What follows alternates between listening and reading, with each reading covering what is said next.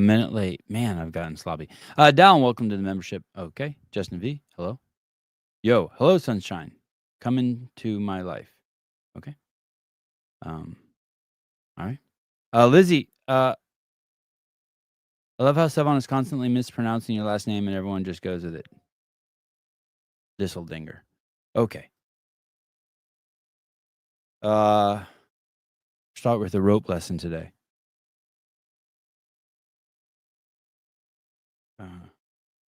First, you take the rope and you hold it in your hand like a gun, like this. See that? I got my pinky and my ring finger holding over it. And then you do an X like that over your fingers. Then you come down here and you make this thing, and this is called a bite. I'm learning. In the rope world, this is called a bite. And you make a bite. And then you stick the bite under the X. Oh, shit. Oh, yeah, there it is. There it is. And you have a slip knot. And I made a slip knot. See that? See that? Pretty cool, right? I'm learning knots with the kids on YouTube.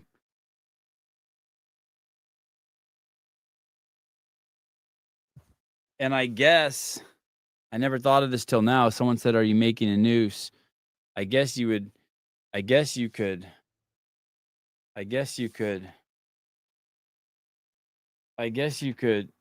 If you make an X, I guess if you went like this, you did a couple more roundabouts, and then you made a bite. I guess. Oh shit! I fucked it up. Let me try again. Make the gun. You have the little short piece hanging out here. Hold it with your ring finger and pinky finger. You make the gun. Then you make the X. Then I guess you could go around. I went around 4 times this time. And then you make the bite. And then you slip it under the X. But now the X is really thick because it's got like 4 loops. And I guess theoretically, yeah, I don't know. Maybe that's how you make a noose. I don't know. But anyway, we're learning all these knots. Slip knot, yeah. Disseldinger. Pretty cool, right? Is Sevon having a stroke? You know the rule, right? If you ever think I'm having a stroke on the air, you got to call it. Someone's got to text my wife. You ever actually see me having a stroke or do something weird? Like you're like, hey man, that boob show is off the chart. Is your husband okay? Then you got to call my wife. You got to say something to her. You got to like notify her. Gavin Newsom, sex knot. What we learned we've learned a bunch of knots. By the way, this is I don't know what this is. I ordered some thinner rope. It should come today. And a hot knife. Greg bought me a hot knife. I guess I should be cutting these with a hot knife so that they don't unravel like this. But basically, for the last 5 years, Greg's been saying, "Hey, you should teach your kids how to do knots," to me. And I haven't been doing it. And then the other night, about a week ago, we got into a real intense conversation. So now it's like 2 15-minute sessions a day. The kids love it. Man, you look young. What happened to you? Oh, shit. You gave me a week off. I was gonna ask. I got some rest. Yeah, what happened to you? Jeez, are you We did moisturized? family photos, and it somehow ended up with some kind of beard trim haircut. Yeah, you went from Albert Einstein to Robert Redford. Oh, that's I'll take both. All right. Dude, I am so stoked on these knots. Yeah, I was showing off my slip knot technique. Making the X, you know? Yeah. Making the X. And then making a little, I'm learning, I didn't even know this is called a bite. And then you make the bite, and then you slip it under here. And bam. Cool, right? It's super cool. And what I'd suggest anyone do is get a simple, approachable, friendly book of knots. I wouldn't go to the Ashley book of knots where there's 4,000 and it's overwhelming. And the illustrations, frankly, aren't that good. But there's a whole bunch of very good books that include 20 to 50 knots. And I think if you spent a year with the first one at 15 minutes a day, and so, and it doesn't take that long to learn 20 knots. So you learn them really, really well if you're going to take a year to do it. Right. And then the next book you pick up, even with different knots or related knots or some overlap, your time to the same level of mastery is going to be several months. And about the third or fourth knot book in, the level of mastery that took you a year for the first one, on the fifth one, it's a week. And you're on your way to becoming a knot expert. And I would recommend the same thing for geometric constructions. What you can do with a compass and a straight edge and a pencil, Yeah. It's absolutely amazing. Do you cut those out, or you make them like three? No, but you get into the 3-dimensional stuff and you learn how to do them in 2 and then take the scissors to it, and you can have a 33-sided figure kind of shit. Yeah. In 3 space. And that's above my grade.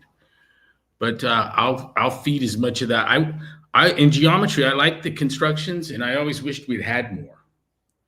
But there's a whole wonderful world there, and a whole lot of Euclid's elements are actually geometric constructions. Instruction for constructions.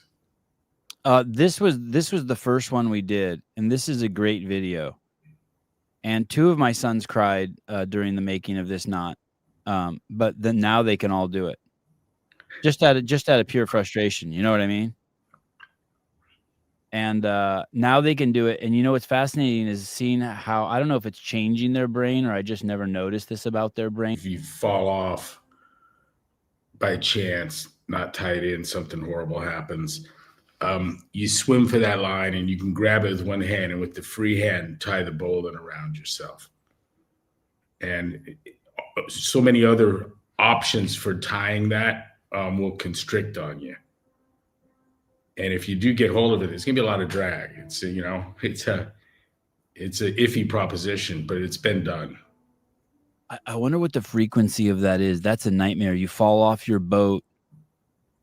I know jet skis, when you fall off a jet ski, it turns on its side and it just starts circling. Yeah. Right? Someone from Santa Cruz, with the jet ski, you're supposed to have that tether on the wrist, and it kills it if you become, and it's insane not to have that on. But there was someone famous in Santa Cruz that Bruce Edwards knew, whose boat was found off the coast without him on it. And you fall off and it just keeps going. Yeah. And it just leaves you. Worst case scenario. Oh my God. And there's nothing you could do. You can't swim after it, nothing. Yeah, I don't think that's a winning proposition. Doug Reed, that's a taut line hitch knot. Yeah, they have a bunch of different names. Is that also what a slip knot and a noose are all called? A taut line hitch knot? Taut line hitch knot? That, what's funny is when I made that was the first thing I thought. I thought about how you could put that one end on the back of a horse and then put that slip knot around someone's legs like a tow hitch and drag them around. I'm guessing that's what the cowboys did. Which reminds me, when I used to have to explain that when the cowboy lassos you and drags you around in the dirt, yeah, the point of it is not where you're going. right, right. Avi goes, "Is this strong knot? Is this when we made the slip knot?" He's like, "Is this not strong?" I'm like, "I don't know. Let's test it out." He's like, "Do you think it could carry me?" And I put it around his feet. I laid him on the ground, put it around his feet, and I lifted him like just his legs off. He's like, "All right, I'm done." He's like, "Could that hold me?" I'm like, "Dude, I could hang you upside down until your head turns into a radish." I got you another book too that was I have 3 knot books from you over the last 15 years. Yeah. Yeah. that's how long it took me to get into them. And I don't know if their brain is developing or it's just an aspect of their brain. I don't know what's happening, but it's definitely allowing me to exercise a part of my brain I've never used. It's like the Rubik's Cube part of the brain, I guess, or something. It reminds me of the Rubik's Cube. But my kids, it's exposing that they have that ability, and I better not let that shit erode. I told you that some group of neurologists, functional neurologists, took a handful of knots and taught them to different people and looked at their functional MRIs, I think it was, while they're tying them, and they could later recognize which knot you had learned to tie when talking about it and thinking about it. Something to that effect. Look it up. It's an amazing thing. I want to bring up the my Riley is particularly adept at it, and Rhett struggles a little more, but he's the self-proclaimed mathematician. He's my little Galileo, and she will have nothing to do with math. And I told her that it's the field that includes knots is topology, and it's kind of a math without number, but it is a branch of mathematics, and she enjoyed the shit out of that. And I went looking to see if anyone had looked at what's happening neurologically when you do that, and it wasn't hard to find. Topology studies properties of spaces that are invariant under any continuous deformation. I don't even know what that means. Yeah, how helpful is that? It is sometimes called a rubber sheet geometry because the objects can be stretched and contracted like rubber but cannot be broken. For example, the square can be deformed into a circle without breaking it.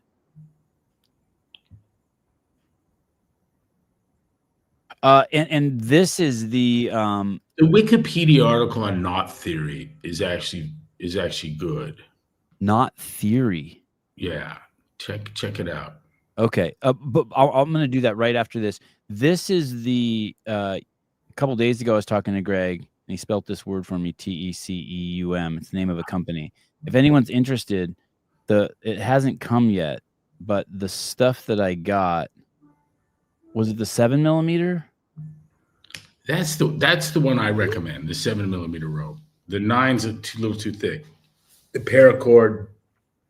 And what is this I have? This is crazy thick. Yeah, it looks like climbing size. It looks like 9mm, but okay, I think Kevin Johnson gave this to me, so that makes sense.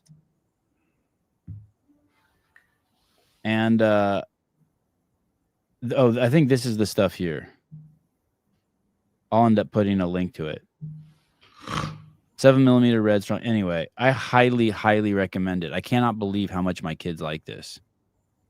At first, like the first 10 seconds, they're like, we're not doing it. And then now it's like, if I just put on a knot video on YouTube in the living room, and lay out the ropes, they all come out there and they can't wait.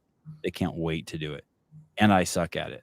Yeah, I'll attach some sort of link or something. Look at the other thing I just threw in your and Matt's text. Yeah, what is knot theory? Oh, in topology. Okay, here we go. Oh, I hear someone playing the piano. Yeah. In topology, knot theory is the study of mathematical knots while inspired by knots which appear in daily life, such as those in shoelaces, rope. Mathematical knot differs in that the ends are joined so it cannot be undone. Oh, interesting. Wow.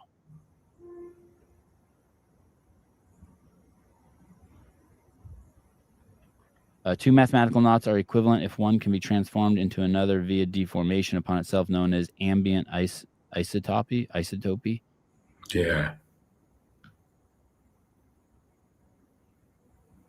And the thing is, with all these knots, you can teach your kids, obviously, the use of them. They can learn, the use. That would be important. The name, the knot, and the use. What's this?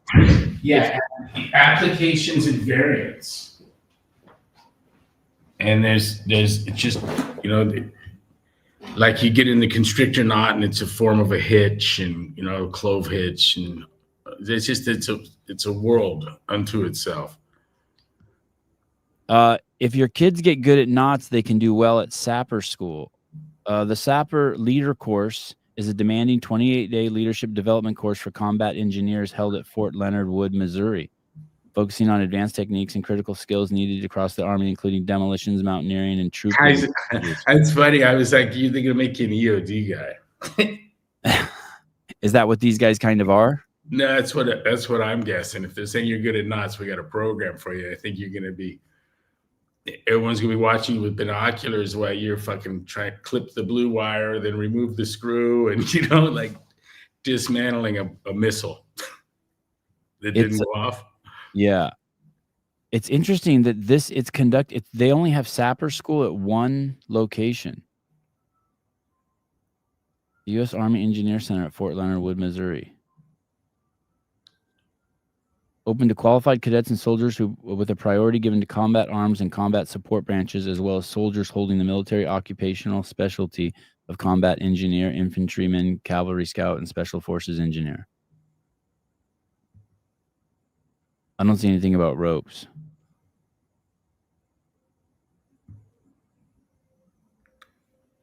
No, but look, there's all kinds of geometry games we can play, and it's almost all in two space, right? Yep. And with the knots, I mean, it went behind it, pops out through the middle, and now it's in front. You know, there's a 3D component to it that you can feel yourself working, Matt. The U.S. military, I typed in how many specialty schools does the military have. The U.S. military has a vast array of specialty schools, with the U.S. Army alone having around 190 MOS designations and 17 different AIT schools, not including specialized skills training like air assault, sapper, pathfinder, special forces, Delta Force, and Ranger. Oh, advanced individual training is AIT. MOS is military occupational specialty. Yeah. Holy shit. You know, we worked at Fort Hood with now General Andresiak's guys. Those are the dudes that got shot up, I think. And that was in engineering. That was a sapper unit, I believe. Got shot up by like someone on campus? Yeah, the psychiatrist. Oh. And I think he's on death row at Leavenworth. We haven't had one of those in a long time. Feels like it's been a year or two.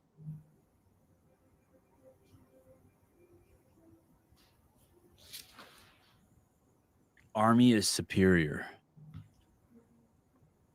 So I watched the sit down yesterday. I watched the 2-hour and 7-minute interrogation of Walls.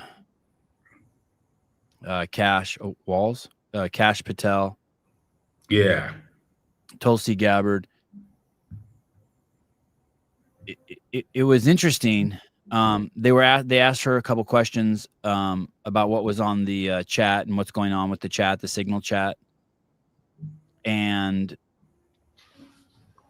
she said she's not going to talk about it because it's under investigation. And then they asked Walls, who was sitting right next to her, and he did answer the questions. I wonder if that was a strategy that they came up with ahead of time. But he was really good. Walls was really good. Every time he answered, he started with, "Hey, when I got to the CIA." For those of you who don't know, let me go back a second. Basically, I guess there was some sort of chat with a bunch of the cabinet members regarding a strike. Originally, it was supposed to be a strike in Syria. They said it was Syria, but it sounded like after listening to it, it was a strike in Yemen. Yeah, it was Yemen. And it was the Houthi hit of recent weeks, last weekend or whatever. And supposedly there was a journalist from the Atlantic who sounds like he's spread a lot of misinformation. I hate to use that word, but spread a lot of lies about Trump throughout the last 4 years, including the Russian collusion and the laptop stuff and all that. And This guy openly hates Trump, and somehow he ended up in the Signal chat while they were talking about the attack on Yemen, and they still haven't released the conversation that occurred on Signal. But then the media starts reporting. He has released it? A lot of it. Oh, okay. And they that's interesting because yesterday, why hasn't he released the whole thing? Maybe he has. I don't know. I'm just saying what I saw was pretty lengthy excerpts with time of who came on and because yesterday I saw Walls being interviewed on Fox, and he was saying, they said, "Hey, do you care if he releases it?" And he goes, "No, I hope he doesn't." He said, "There's nothing classified in there, but who wants their chats released? Who wants their private chats released?" Anyway, the head of the CIA, Walls is head of the CIA. Am I correct? Say that again. You broke up. Walls is head of the CIA, correct? No, isn't he national security advisor? What is he? I don't know. Is that what he is? Okay. Anyway, he says Walls CIA. Let me see. I can't find it. Anyway, he basically said when he got to work at the CIA that the CIA installed Signal on his computer, and the policy was, going back to the Biden administration and the Trump administration before, that it was okay to use Signal to have meetings. And they keep saying, and he kept being very, very clear about that. What is your thought? And it sucked because there were people like rolling their eyes and shit behind the Congress people while they were asking the questions, like Tulsi and Walls and Kash Patel were lying. Do you have any thoughts on it? And originally it looked like it was going to fall on Pete Hegseth. They were going after Hegseth. They said he started the chat. And now I guess they're looking into how this guy from the Atlantic got on the Signal chat. But what Walls was suggesting is that the name and the phone number were fucked up. That basically whatever this guy's name is, the Atlantic journalist phone number was attached to the contact of the guy that they meant to have come on, and we don't know who that guy is. And they're saying it's not classified, that they didn't use Signal to talk about anything classified. I don't know how we don't have any internal comms apps for our military that no one can see. I don't know how you'd know. Yeah, that's a good point. See, I've always assumed that those heavily encrypted, private, guaranteed, secure platforms are just the NSA or the FBI. Because if you can't communicate with people very quickly in a trusted environment, you're not going to get shit done. You need to be able to communicate at a high level constantly with people like that. Yeah, the only thing here seems to be, to me, the inviting of the reporter into the chat. Yeah. You think they're going to get to the bottom of that? Well, I think maybe you just did. Well, they had the wrong phone number for the asshole they wanted on the call. Yeah, and do you think that and what some reporters are suggesting that it was malicious, it was sabotage. Someone at the CIA did that on purpose to Walls. Fucked with this shit. I mean, I've had that before. You know what I mean? When you migrate a phone from one phone to another and your contacts get all fucked up and then someone's name and phone number don't match. Yep. Or there's 5 phone numbers attached to one person's name. You're like, how the fuck did that happen?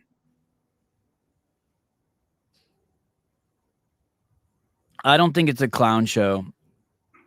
Would you fire someone over this, Greg? No. Yeah, me neither. No. You don't want to throw the baby out with the bathwater. We've had some classic mishaps of that sort. Where you send the wrong text message to the wrong person? That in particular.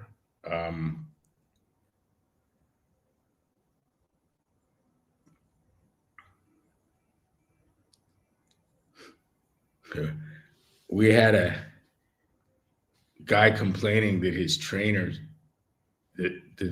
seduced his wife, and he brainwashed her and hypnotized her by training her, and then fucked him. You got an email to HQ on that? Yeah, and like, you got to do something about this guy in Australia. He's dangerous. He's hypnotizing women and fucking them.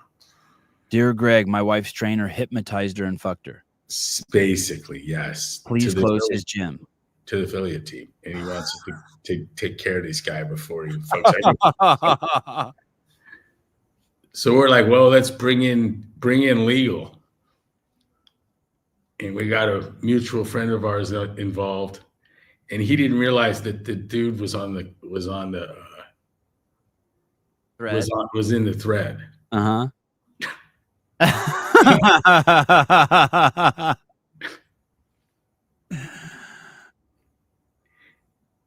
Hilarious. Did he say something inappropriate? Yeah. So the legal department wanted to see nude photos, to assess this thing. And any tips you could provide on the technique he uses, this hypnotizing technique that gets women to fuck you. Oh man, Heidi, where can I find this trainer? Australia. Wow, imagine your wife fucks some dude, and then you blame the dude. Yeah, and then the dude is dumb enough. I don't know what do you call it, to complain to us. You got to do something about this guy. Tell you got a real problem in the ranks. Wow. Yeah, he brainwashed her, hypnotized her, and fucked her. Wow. Yep. I think I would love to know the stats on that. I'm guessing there's probably so many professions, but the trainer profession is probably littered with good sex stories. Bad sex stories. I love the it's no big deal attitude of the Republicards. Thank you. On this one, the two-party system never fails to embarrass itself. Come on, Pat.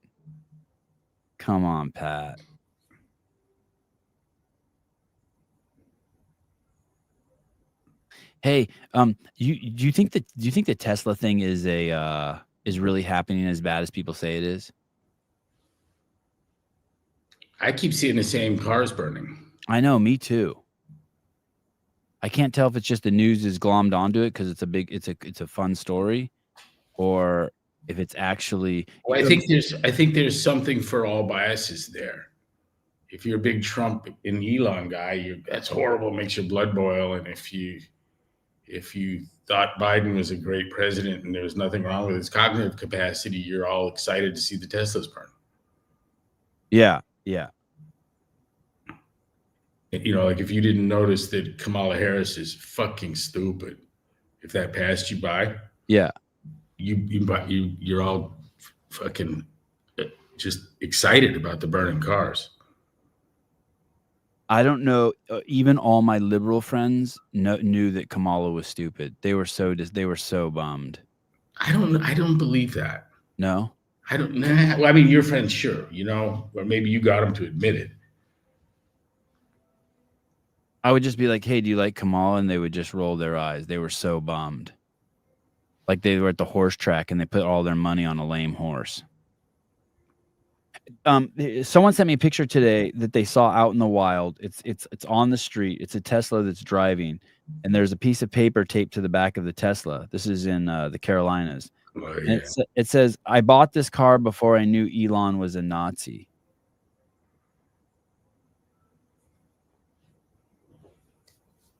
And the irony is that he was a liberal until they experimented. They did scientific experiments on one of his children.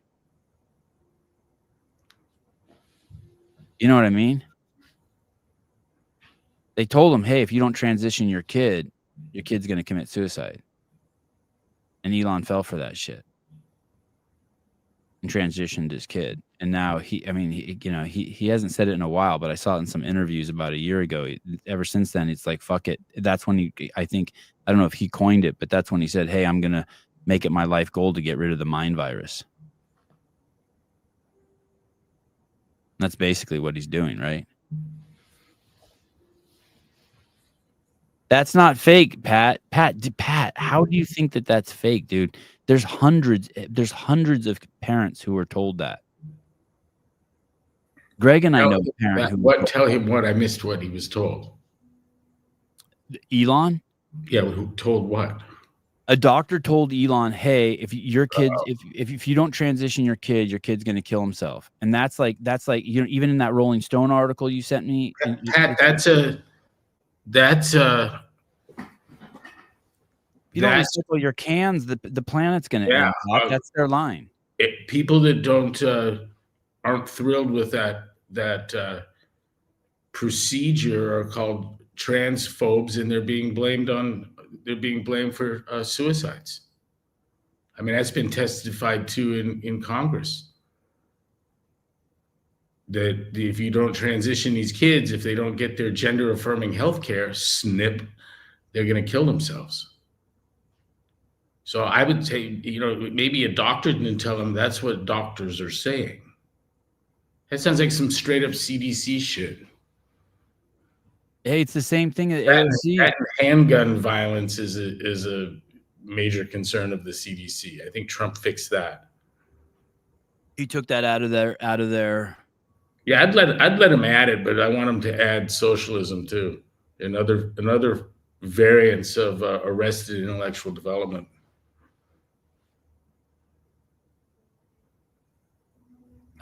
Olivia, it's the therapist language they all use. If you don't affirm your child, they might kill themselves. Yes. Yeah, that patent, and not only is it like, do I believe he was told that? I wouldn't believe it if he'd said he wasn't. I don't think that's a message you can ignore.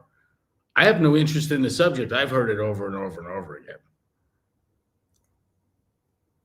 Without the gender affirming healthcare, they're going to kill themselves. Right.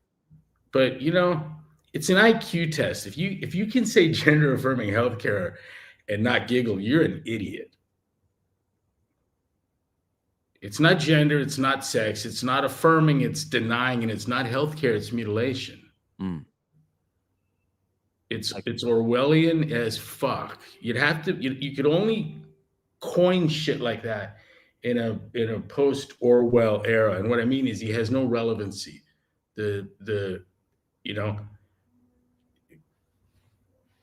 For every Taylor Swift fan, someone else is born that never heard of George Orwell and never will.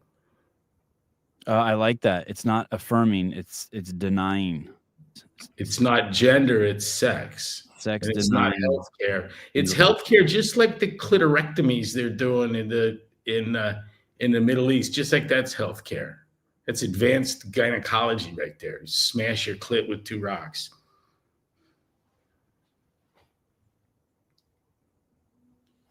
Greg, can you affirm who is buying CrossFit?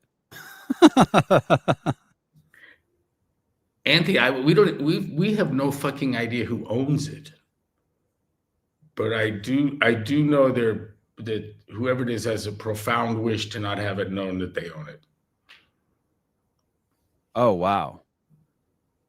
Enormous effort was made to keep the identity of the purchaser from me and the public. A shell firm was set up to make the transaction.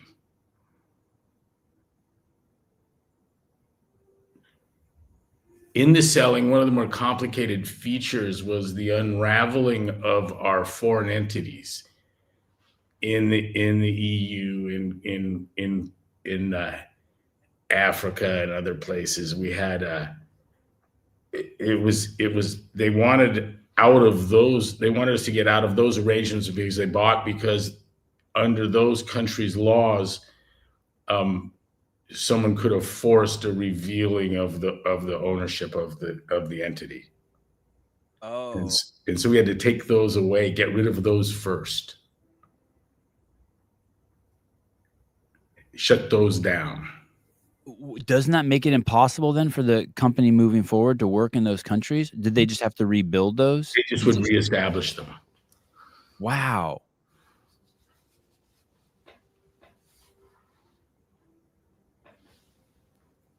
This is where my interest in MetFix is carrying the torch for health in a manner that the old company can't, won't, shouldn't. What do you mean shouldn't? It wouldn't be good for their business model. Remember, they have investors now, and the idea is to make money. The truth about nutrition will not help that cause. There's no one's got a portfolio that wants a piece of it that's saying that the American Beverage Association is poisoning children. A matter of fact, they're on a huge campaign to say it has no relevancy. I've seen several videos now. Soda pop has no relevancy in obesity in the United States. That it's just a treat that kids get once in a while, and we shouldn't take that away from parents. Of course. You know what is wonderfully entertaining is I asked Maggie, I said, "You ever heard anyone say that sugar causes cancer?" She goes, "Just you." And I go, "Yeah." I go, "It's interesting because if I put sugar and cancer into Google, I can find 100 different agencies and organizations talking about what a dangerous myth it is." And it's funny. I think for something to be a myth, wouldn't more than one person have to think it? Right. You know, I should be able to find the myth, find it, find the YouTube video, I can find the scientific studies.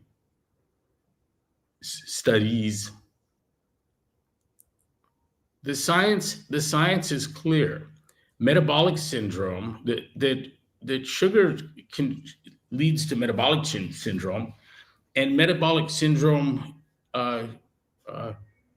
is a potent risk factor for cancer independent of obesity. And yet I've got people admitting that obesity causes cancer. See, the problem with cancer as a metabolic disease is not long after coming to see that, you start looking at what it is that's damaged the mitochondria and the mechanism by which sugar damages the mitochondria are numerous. There's 5, 6, 7 of them. Just straight up, yep. That all fucks it. Some people eat too much sugar and get fat. Some people eat too much sugar and get cancer, and some do both. And the difference is, like I was telling Emily, if my one friend drank too much and crashed his car and was killed, and another friend drank too much and fell down the stairs, and then to say it's interesting how alcohol affects people so differently. No, it didn't affect them differently. Didn't. You get that? Am I making sense? Yeah, 100%, 100%. So you're saying, are you saying that MetFix is like more is focused on nutrition and can be because it's not afraid the owners aren't. When you're talking about human nutrition and pathology, if you wander far from glycation or oxidative stress, if you get away from the sugar angle, if you move away from that and the language around it, even for a moment, you're part of the problem. We have a little bit of a tension within our alliance on the seed oil thing. I don't think they're healthy for you, but I think that there's a good chance that the worst of the impact is related to the sugar thing as well. And the scale of impact is so enormous with your pie hole mediated hyperglycemia that I've got to remove that factor before I can make good clinical sense of the rest of it.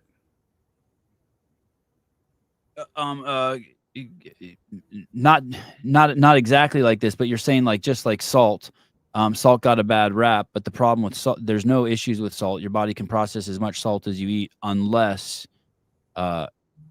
you're fucking drinking a 6-pack of Coke a day. Then being That's insulin right. resistant. Yeah.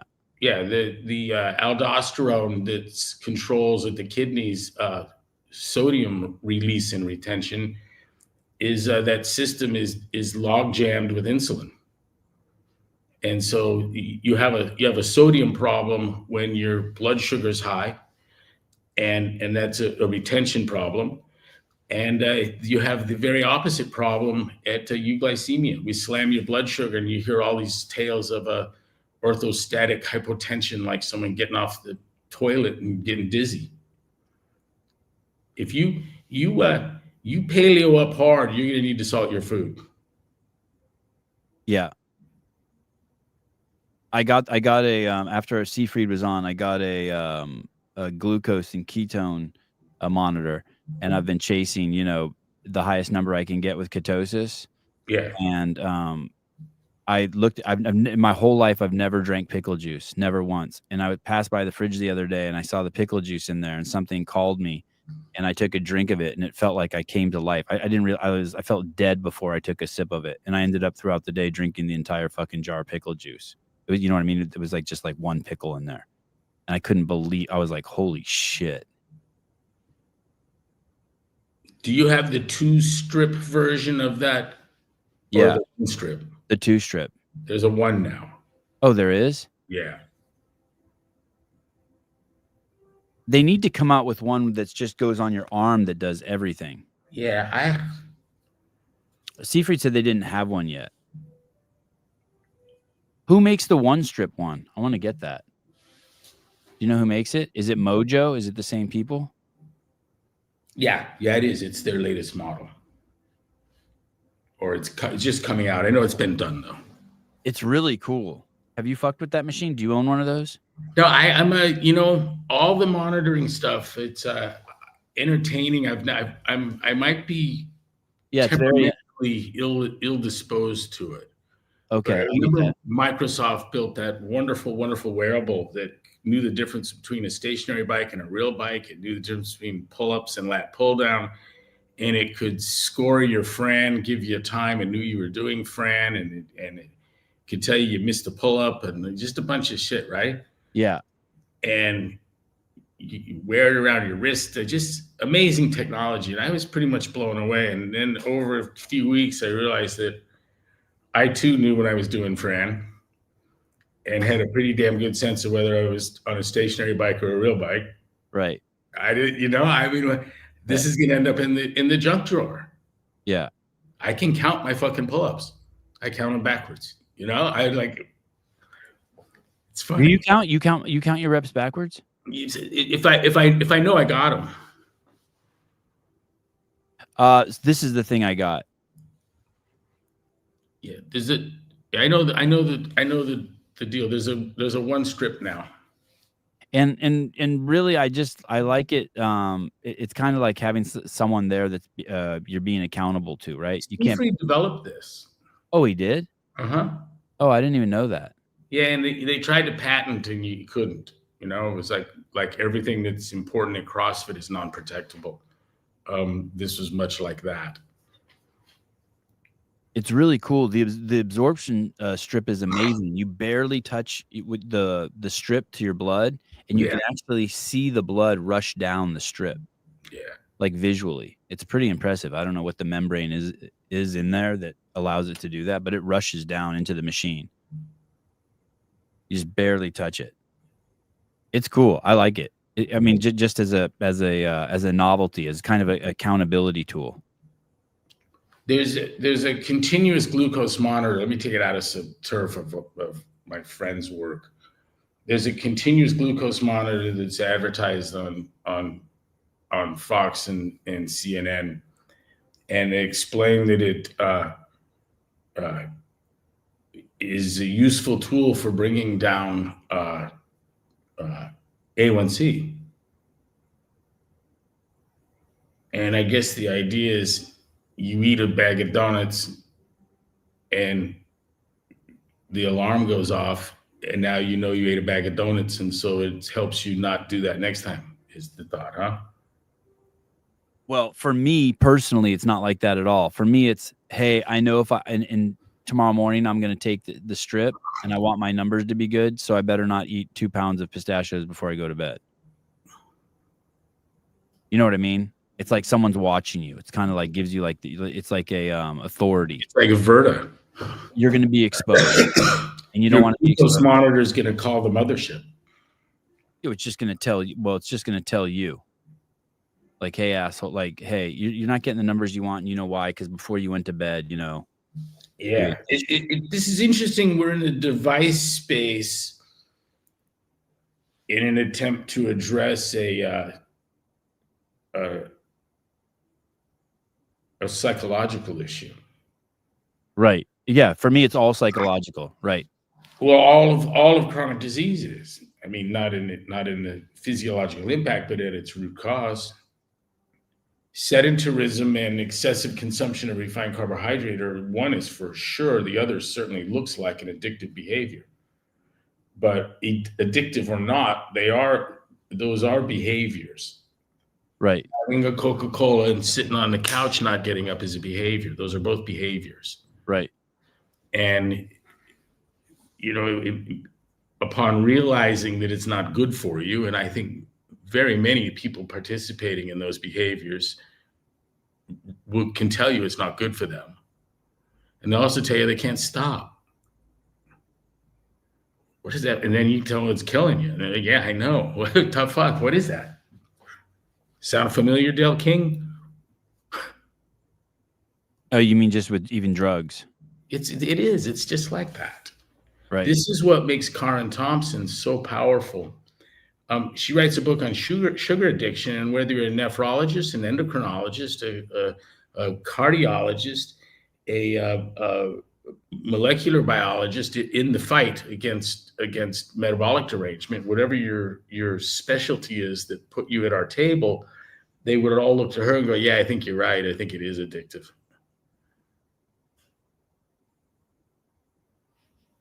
This one right here has that alarm you're talking about. I didn't even know that they had those. Dexcom G7 can alert you up to 20 minutes before you go low, or even when your glucose is too high. You can even personalize your alerts. Enjoy greater peace of mind knowing that Dexcom 7 can let you know when it's time to take action. What's the one Verta uses? I don't know. I wonder if Verta glucose monitor. CGM. They should have their own branded one, I would think, at this point. Verta Health offers a program that utilizes continuous glucose monitors, CGMs, to help individuals improve metabolic health, reverse type 2 diabetes. I don't see which one easily which one they use. An accurate test of ketosis, it's 100%. Don't eat any sugar. Don't eat for 3 days, and if you're alive, you're in ketosis. Right. Isn't that at 100%? Yeah. How tough is it? You don't have to pee on anything. You need to poke anything into your skin. You don't even need to think about it. You're there. I've seen you stand in front of an auditorium of, 500 or 1,000 people and say, hey, I don't, since I'm the fitness guy, it's not my favorite message to deliver, kind of like sarcastically, but the diet is 95%.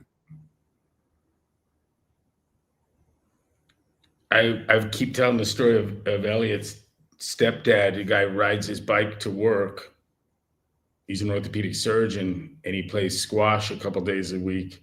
And he's carnivore diet. And the question is what more could he do for his health? And I'm not going to say thrusters, push press, Fran. I don't have any sense that would improve his health prospects. That Fran's going to make him live longer than he will playing squash. Or now, suppose he said to me, I want to get to work faster on my bike. Now we're going to talk about rope climb, thrusters, Fran. There's this cohort out there that says if you put on more muscle, you process sugar better, and therefore putting on more muscle is the thing to do. You burn fat better. I mean, that's where it's burned.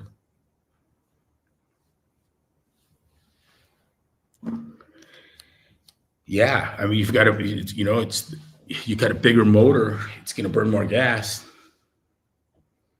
sugar and fat. What I don't want to do is put log cabin syrup into that system. I don't want to run off of it. Ask me if you can fuel yourself to elite performance and generate cardiovascular disease. And the answer is fuck yeah. Sami Yinkin in Alberta. Oh, right. Year he won the professional Ironman series, he was diagnosed as a type 2 diabetic. That's crazy. That's wild. It's not really. Hey, the problem is with the sugar. Burning, storing, ingesting. And he said he was living off of goo packs, right? As I recall the story. Just pure carbs. He was told it's the diet and exercise is the problem. And he says, I couldn't possibly exercise anymore. And my diet is perfect. And it took him 30 days to, hey, I've been with, you know, this guy's got a PhD in physics, right? 30 days later, I've poisoned myself with carbohydrate. How's that for a quick study? Yeah. Greg, are you an ass guy or a tit guy? Both. You don't have such biases. I wouldn't pick one of those over the other. All right.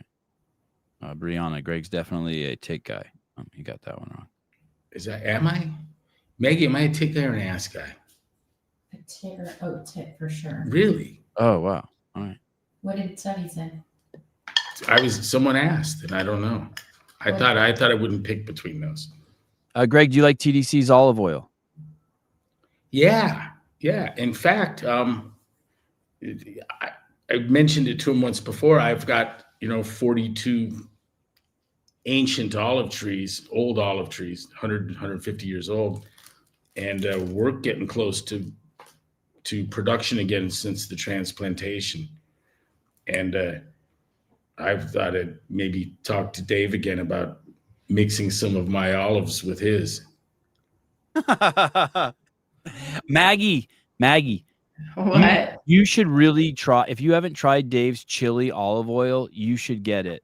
Let me hold it. Yeah, I think, doesn't he have like a garlic one too? That one was really good. Yeah, the garlic one's good, but I got like I just bought 4 bottles a couple weeks ago of the chili, and I just put it on. You can put it on everything, and it makes it so spicy. It's so good. I don't love spice, but Greg loves spice. Yeah, there you go. I don't think we have the spicy one. You should only be cooking for what Greg wants. Can I have cereal? No. The first step there would be Cereal yesterday. What? you'd have to care. Oh. You're gonna get in trouble. No. This is easy. Taking care of a baby and doing a podcast. Yeah. How old's Remington? 8 months now, Maggie? Yeah. She'll be 8 months next month. She'll be 8 months next month. So is she 7 months? 7.5. 7.5. Hi, baby. Hi. Hey, and so that is, and so you're I want to go back to this thing about CrossFit. They can't care about that. And so that is, does that mean like that's going to be like that's the primary focus of MetFix? What's interesting too is CrossFit is launching a nutrition cert next month, nutrition seminar.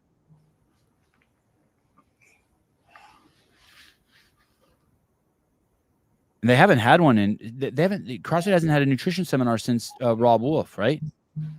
Yeah. That's how long it's been. Yep. Crazy. Yep. They're doing a 1-day course. I'm gonna try to get the host of it on. I don't know anything about it. I don't know if they're still doing Zone or what. But what's interesting is yesterday someone called me, a CrossFitter, and they said, "Hey, no one has ever improved on zone. And I go, what do you mean? He goes, I've been doing CrossFit for 15 years and I've tried all the different programs and the zone is the best by far. I was the fittest I've ever been. And then I was like, yeah, well, look at Annie and Greg Amundsen and Josh Everett. Greg was the poster child of that shit, right? He brought me Tupperwares and he had me draw a line on the Tupperwares to where you could put the cottage cheese to. He had the most incredible physique of anyone I've ever seen in Santa Cruz. And he was very disciplined. It was like 4 almonds, right? There'd be like 4 almonds in there. Are you eating in the zone right now? Mm-hmm.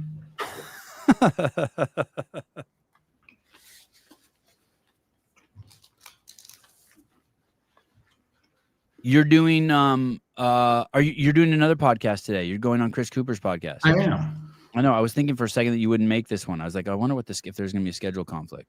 I didn't get the link until right before 7. I thought maybe it was something else going on today. The link for me. Mm-hmm. Yeah. But the Chris one's not live, is it? I have no idea. Oh, okay. All right. And I always forget, but you back in the day you hired Chris. Do you remember when Chris used to work for CrossFit? He worked for the Journal. Yeah. Very briefly. Yeah, he worked for the Journal. When Tony launched that community site, remember that monster site that he launched? It didn't last long. Yeah. I had forgotten about that until recently. It just popped in my brain again. He came out and did the mind map, and it put Lauren into like a state of clinical depression. We actually got to see a graphical depiction of how his mind works, and it was terrifying.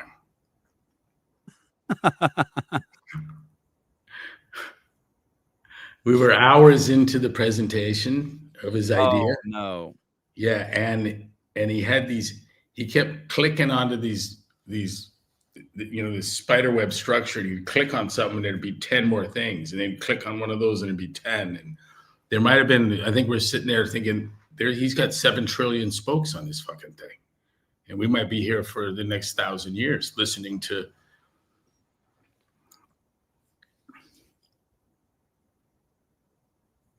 mind mapping. It was so convoluted, so complex, with so many facets to it. It was really amazing. Didn't you introduce him to the tool that allowed mind mapping? Huge mistake. I fucked up. It's like a dog with a laser pointer. Pretty soon they're mentally ill. You know what I mean? Yeah. No one should do that to themselves. It didn't work. It didn't work in that case. Hello from Rome, Sevi and Greg, normally in Jackson, Wyoming. Wow. Hey, Isaac, what's up?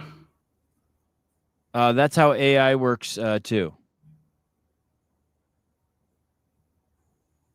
I don't know what you're talking about. Neurolinguistic thinking. Has anyone ever passed a kidney stone? You're on vacation in Rome and you need to pass a kidney stone? That's bad, right? That hurts. That's like a real painful thing. Has anyone ever passed a kidney? Yes. Not me, but yes. That's what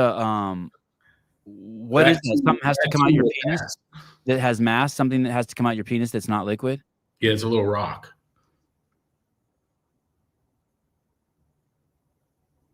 Oh, that's horrible. Sorry, Isaac.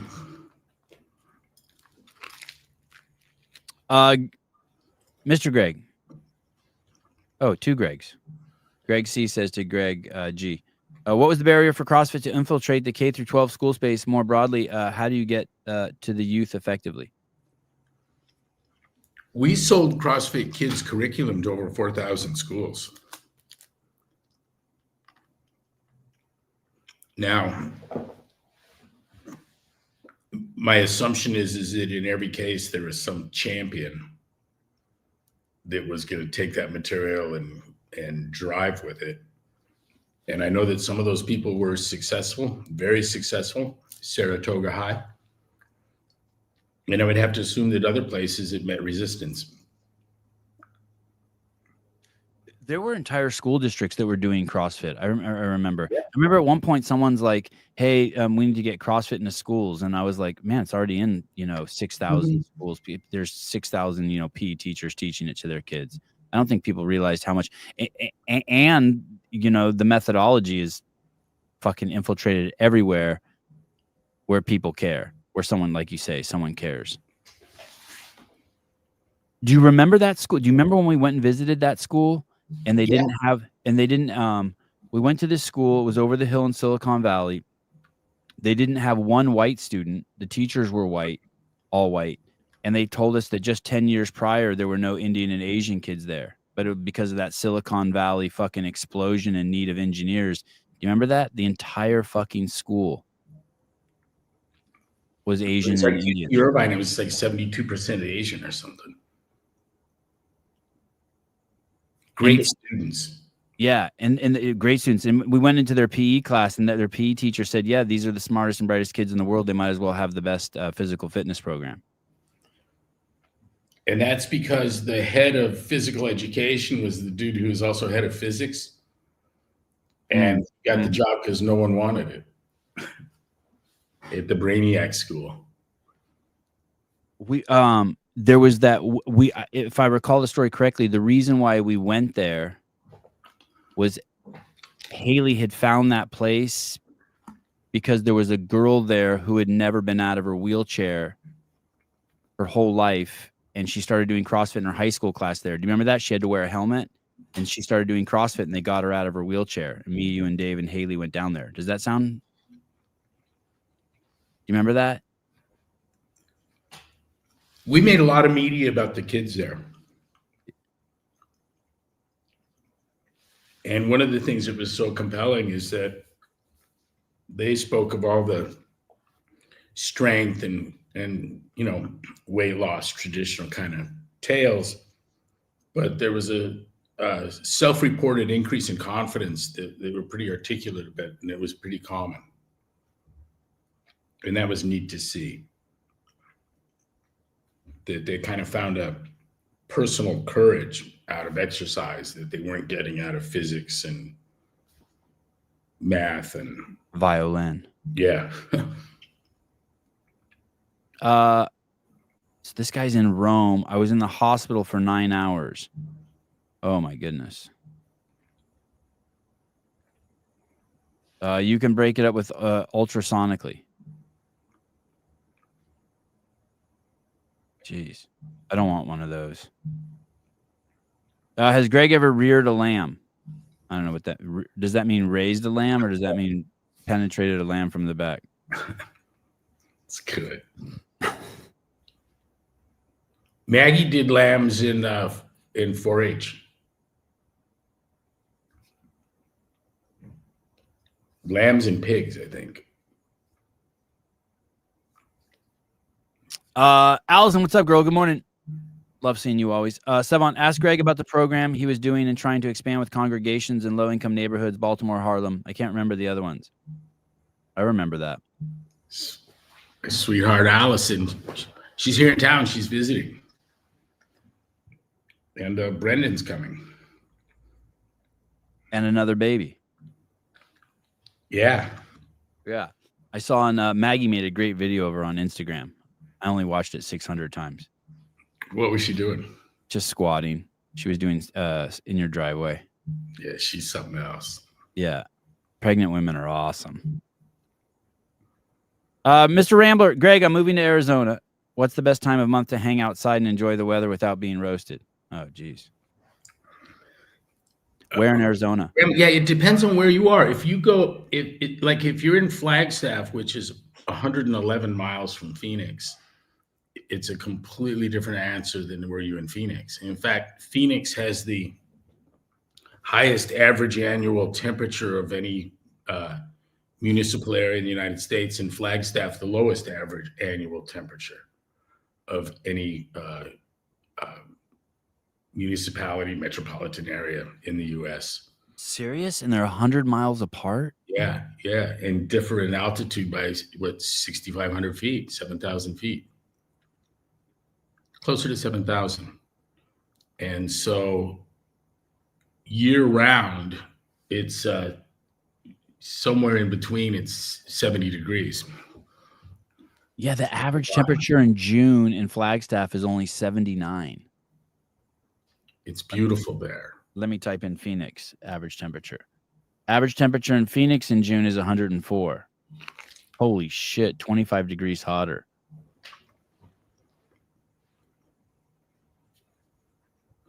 If you've never been to Arizona in the summer, it's worth going to just to experience. I know a lot of people think that they've had severe heat. I went to the Sahara for 2 weeks. I've been to the Gobi. I went to that one in Chile where they say it's never rained on that part of the planet in the history of the planet. I'm trying to remember where that is. But it still wasn't as hot as Phoenix in the summer. Sevi and I would ride our bikes in Scottsdale, staying at the Ho in the worst of summer when the town is fundamentally empty.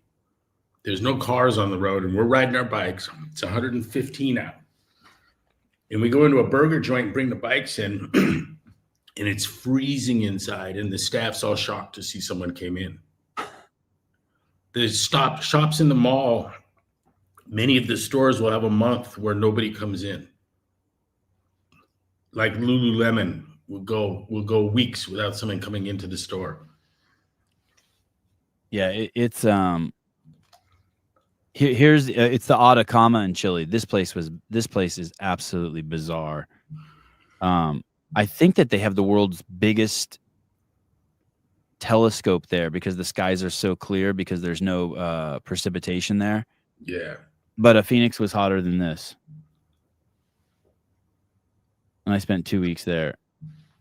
One morning I was sitting at a light and I look over and there's cops standing. They're putting a blanket over some dude at the bus stop who's just there dead. They're covering him up, right? Oh, man. So I tell Maggie, I go, just saw some guy getting covered with a blanket and the cops at the bus stop. And she's like at Thomas in Scottsdale? And I go, yeah. She goes, I saw that guy. Oh. Hours earlier. Let me see. I'm gonna fact check this. Someone's saying that is it Grand Forks? Grand Forks average temperature. Let me see. Grand Forks average temperature. Oh, 2 degrees cooler than Flagstaff, 77 in the summer. Grand Forks, North Dakota. That's average annual? No, I didn't see the average annual. Yeah, that's right. Because there are places that get colder than Flagstaff, but they also do 105 in the summer. Fargo, you know? Yeah, it says Grand Forks, North Dakota is the coldest city in the contiguous United States. The city gets so cold primarily because of its far northern latitude and the number of liberals living there.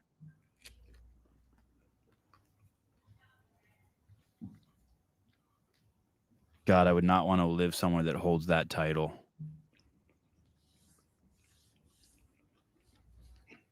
I'm in Fort Mojave. That's in California, the Mojave. And it's even hotter than Phoenix. I don't know why, but just the times I've been in Phoenix. What's the elevation in Phoenix? I think Tucson's hotter than Phoenix, isn't it?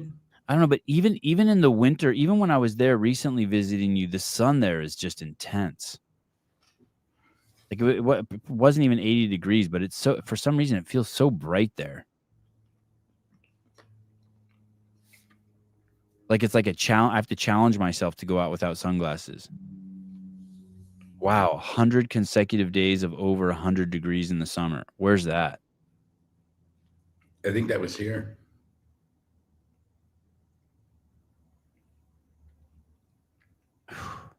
But here's the thing. I think that October, November, December, January, February, March, and April, for 7 months, we may have the best weather in the country. I mean, yeah, it was really good when I was there. And then those other 5, it might be the worst. Like, you have to leave bad. Everyone does. If they can, they do. Hey, my next door neighbor here lives across the lake from me in Coeur d'Alene. How many people leave Phoenix in the summer? Do you know that number? Is it a lot? Is it like 100,000? I'd go to Scottsdale. I'd try that city.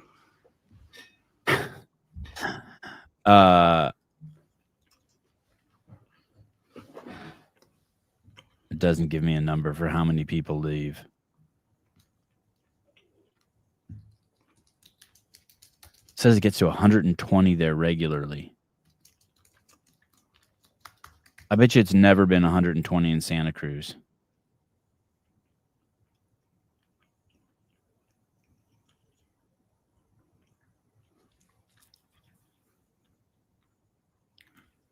I thought I would find something looking up sunbirds as opposed to snowbird, right? Yeah. Didn't work for me. Hottest day in Santa Cruz history, according to Google, is September 3rd, 2017 at 110 degrees. Gilroy, 106. San Francisco, 106. God. Man, California is good. Except for the people. I guess most of the people are good too. It's just the major metropolises. Can you imagine going to Rome and having to pee a kidney stone? The most uncomfortable cert I went to ever was one that we did at CrossFit San Diego, and it was 103, 104. With no, and I think the humidity, you know, when it's 104 at the beach, you're going to get 90% humidity, right? Mm-hmm. It was hell. And listen how cool the firemen were that were across the street from us. Mm-hmm.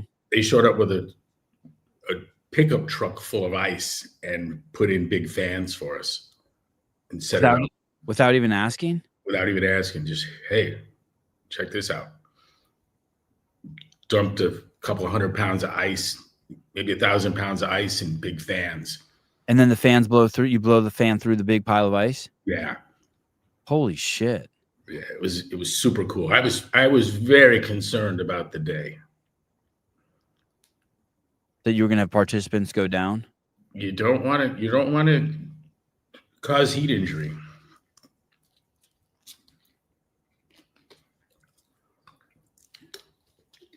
I've never seen you eat breakfast on the show. Did Maggie do that to you? No, I don't care. Yeah.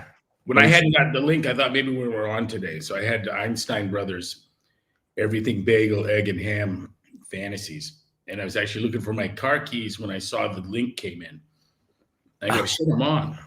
I'll go get it. And I go, you're the best. How long had you been awake? Oh, I got up too early this morning. You say that every morning. Yeah, the little dog barked, and if you don't let her out, she might piss on the floor, and then I have to hate her. So I got up and let the little dog out. If I go through the house to let a little dog out to pee, I'm not going to be able to sleep. I mentioned to you that I found a good gymnastics facility in Monterey trying to lure you out here. I also told your wife, Margarita. Well, you know what? The Santa Cruz Marina rebuilds that new Zodiac we got, the 9-meter one.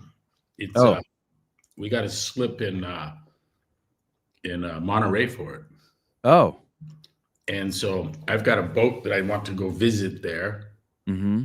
And in my fervent desire to not go west of 41st Street, I'd be open to anything Monterey based. I like driving down there. Yeah. Have you ever lived there? No, I love the city though. I've always wanted to ride bikes there from Santa Cruz. There's a trail, right? I think you can bike path the whole way. Yeah. I can't believe we've never done that. Yeah, what's wrong with us? The worst time. Yeah, let's do that. The worst time to go to the ER in Rome is when there's a shift change. I was in so much pain and people were walking around me and no one giving me meds for the pain. Took almost 20 minutes before anyone gave me an IV. Hey, dude, that's because they hate Trump.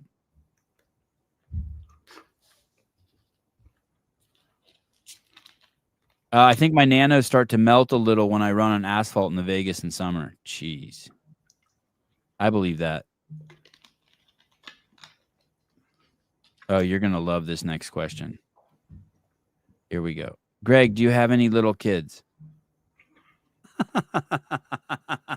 Yeah, where's that prop? Rewind, Tabby. Yeah, I got a 7-month-old. He has 5 little kids And around him. She was just in. Yeah. Greg's house is wild. If you have kids, it's the greatest place to go. I have 3 little boys and he has 5 little kids. Hey, let me share something with you. Speaking of kids, Yeah, this is please. probably a hot topic hijack. I've got a list of things that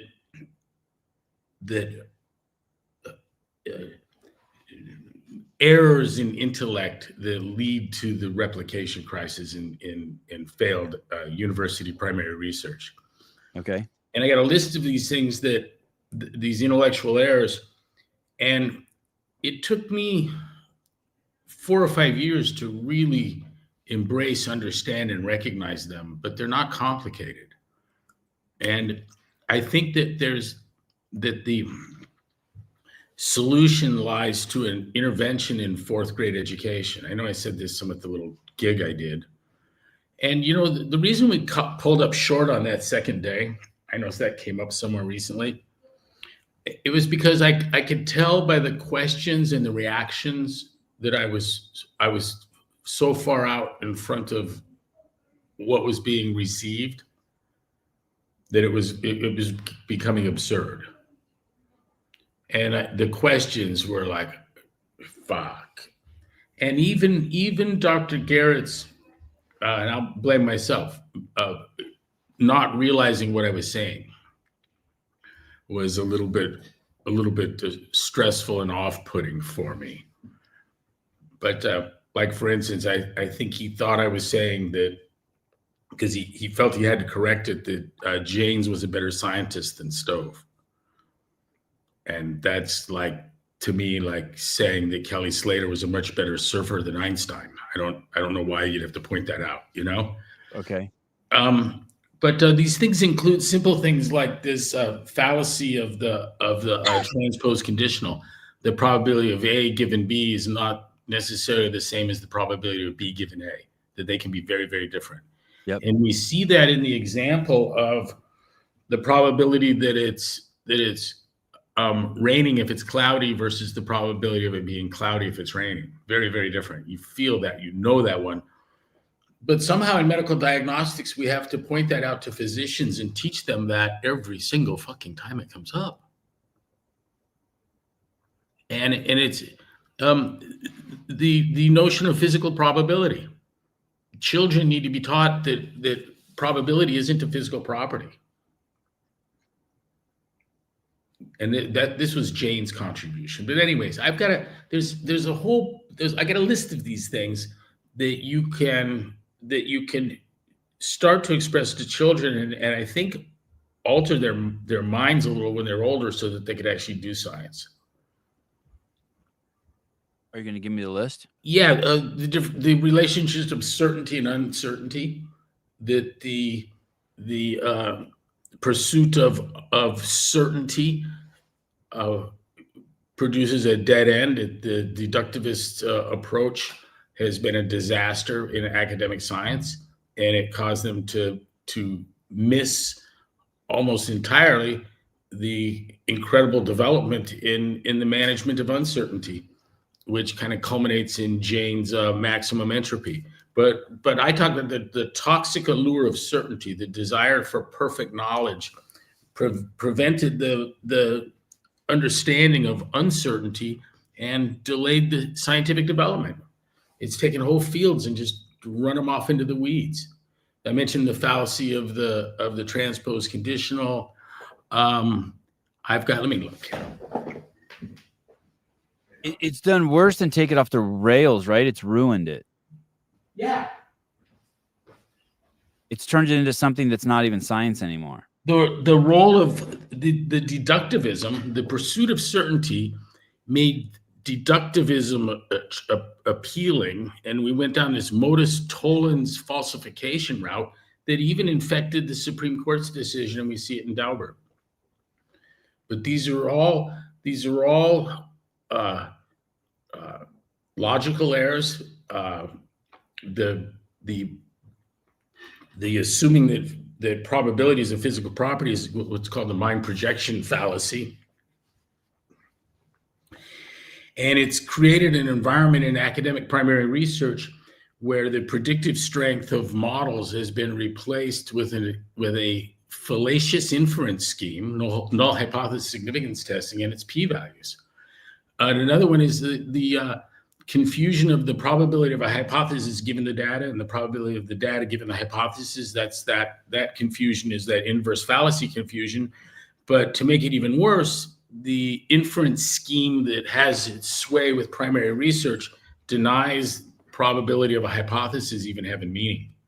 And the two enormously influential architects of university primary research, both philosophically and in terms of its delivery, that would be Karl Popper in the philosophy of science, and it would be his contemporary Ronald Fisher in the inference thing. And that's where we got our p-values and null hypothesis significance testing. It's kind of a hybrid chimera of some of his work. He didn't really like the way it came out. But we got that combination of things coupled with peer review.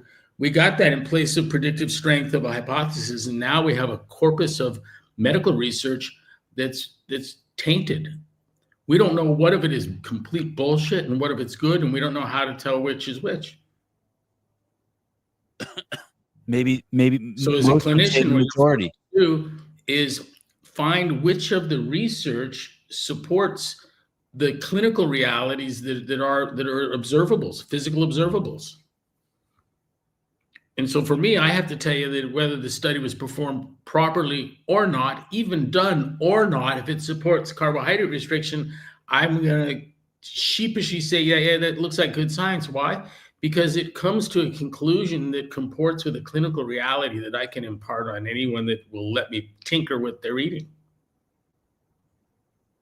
John Kramer lost 60 pounds not getting a big gulp on the way to Hughes Aircraft Company in the morning. Yeah, that's awesome. And nothing else changed, dude. Same thing in the cafeteria. Took a big gulp out and lost 65 pounds. This is off subject, but this is really funny. Pat, I'm really sorry I have to do this to you. I really love you. Pat says, I need a translator. And then Philip Kelly responds, but Pat, you understand Kamala?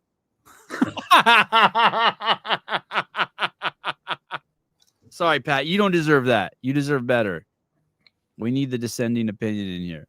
Hey, no one liked her. No one liked her. This is the least. They just hated Trump so much they couldn't tell she was stupid. This is the least sophisticated thing that Greg talked about, and the least complex, and maybe that's why I love it so much. This story is fucking amazing. Greg mentioned this. When the first time you mentioned this, I really honed in on it. I started reading a lot of articles about it. This story is crazy. If you want to just have fun and see where the Supreme Court and where shit got really sideways that even a layman like me can understand, read this. Read this Daubert versus Merrill Dow story. This is wild what happened in the Supreme Court, how they determine what makes someone an expert who can testify. It's an awesome story, and you'll be like, oh, fuck.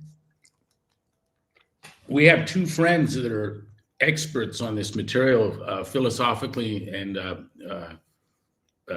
in terms of the jurisprudence, the analytical jurisprudence, the legal and philosophical implications. And that's Harry McDougald and Bobby Kennedy. You really got to have smart people as judges. I mean, it's vital. It's vital. Next thing you know, we're going to be burning witches. I mean, it is in the name of science. I'm tripping on people are leaving the left because they're behaving like fascists and they're coming to the right, but the left is still calling the right fascist when all you have to do is read the wiki article on fascism and you're like, wow, this is describing what's going on the left. Everything from the from the mundane to all aspects of it, from even the weird things like the child genital mutilation, the experimenting on humans, right? To the taking away individual rights and giving them to groups. And I don't know what the fuck is going on. They're trying to pass a law in England, Greg, where, sorry, I didn't mean to hijack your thing, but they're trying to pass a law in England where they have 2 different laws based on the color of your skin. So basically it's reduced sentencing for anyone who's not white. The Asians are going to get lumped up in that too, though. The poor Asians. You would have never believed any of this, right? 20 years ago. They're a minority that gets beat up routinely by other minorities and don't get counted as a minority. Right.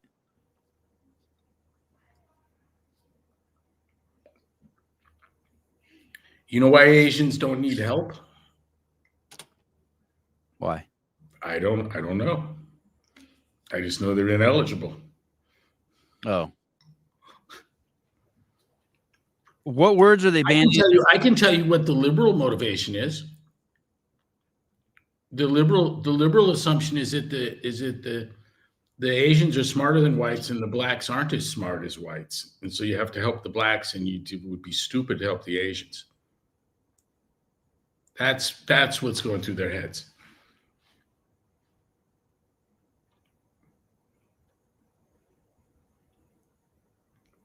The Democrats are still running plantations. Words that are banned at the CDC: pregnant person.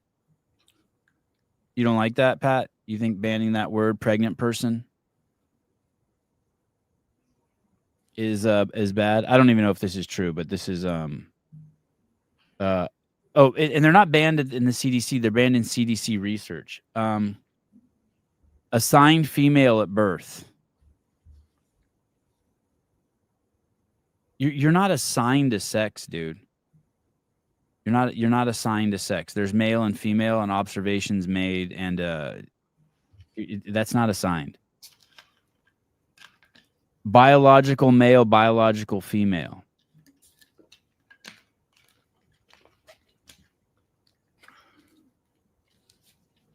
Pat, there's a great Rolling Stone article on the origins of transgender surgery, and there's a movie coming out about it, and it's really ironic that it's coming from Rolling Stone. That's the most libtard fucking piece of journalism out there.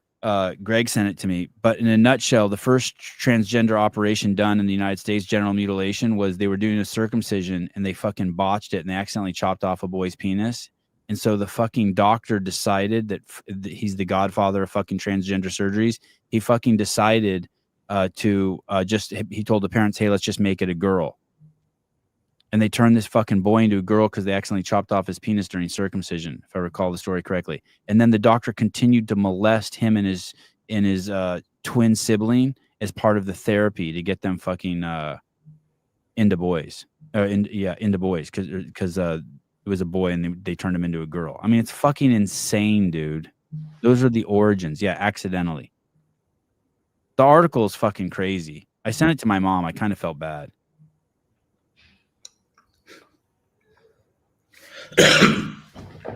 I like that Iran is the global leader in that surgery. In transgender, in genital mutilation? In gender reassignment. Hold on a second. God, I would not want to have that done in the desert. I don't know why you lump me in with transgender surgery. I'm against it until they're at least 18. Fair. Okay. I have a listening problem. Hey, dude, I don't think you should be chopping the penises off of anyone. Should it be illegal? I don't know. But I don't. In Iran, while same-sex relationships are illegal, sex reassignment surgery is legalized and even partially funded by the government.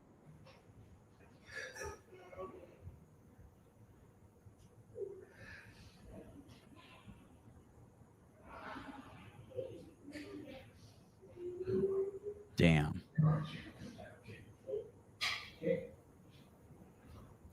That was one of Marcos's guys. Iran is the only Islamic country where the sex reassignment surgery is recognized. Many Europeans travel to the Middle East for gender reassignment surgery. Jesus Christ.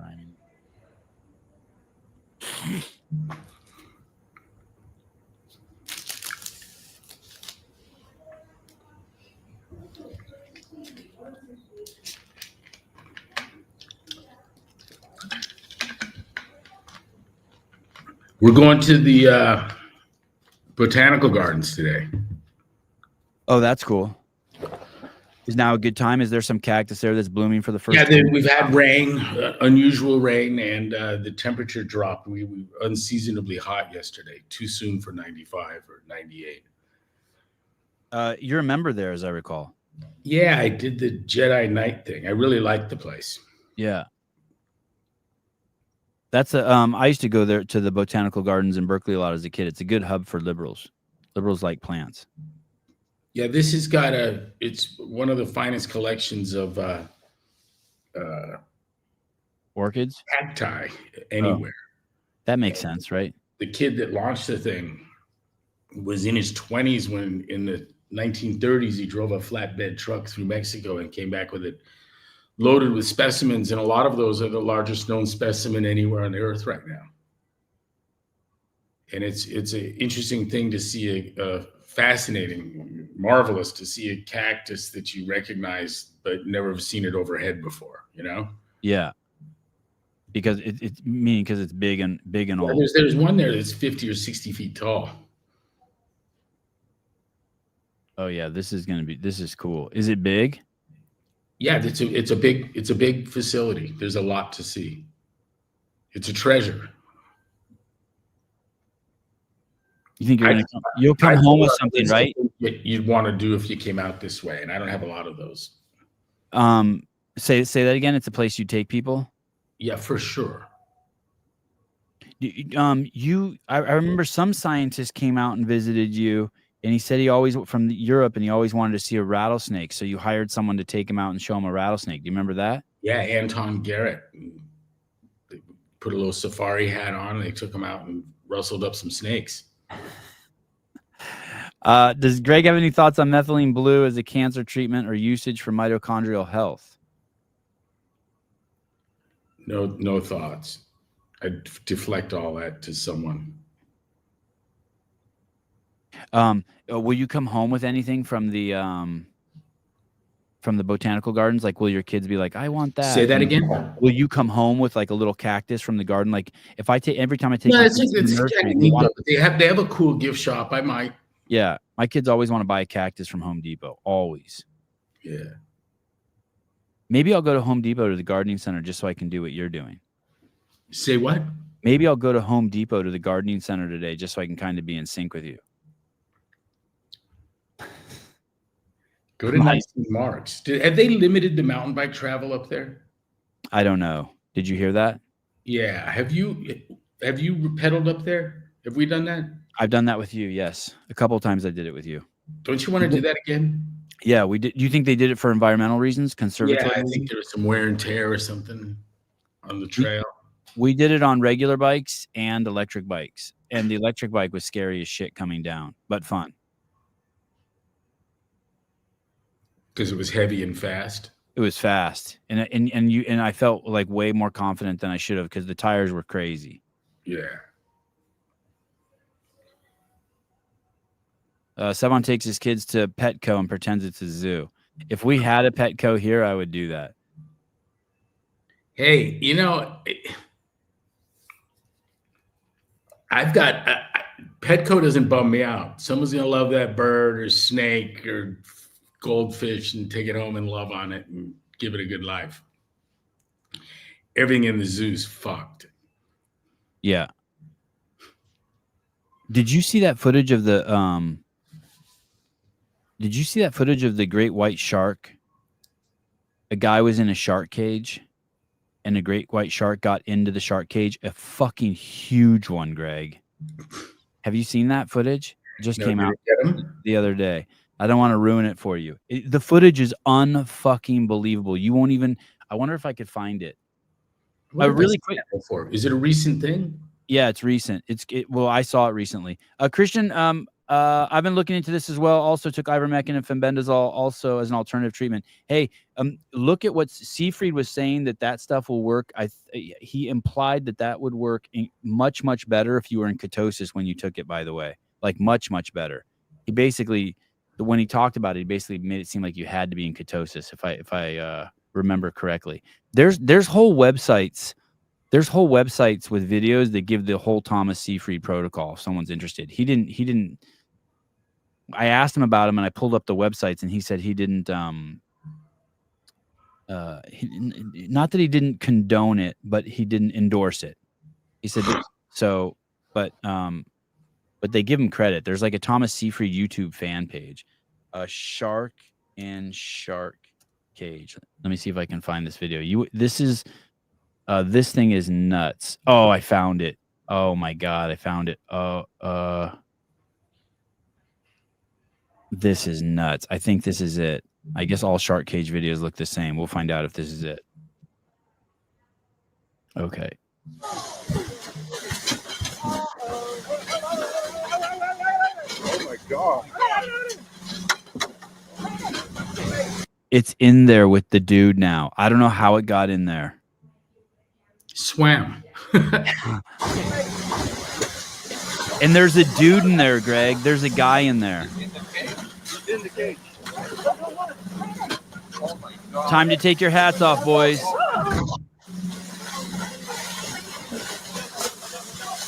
Now it's out. Is he in there? If you look carefully, Who's in the cage? Nobody's in the cage. It got him.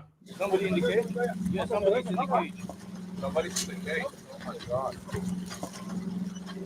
It has to be Ming. It's Ming.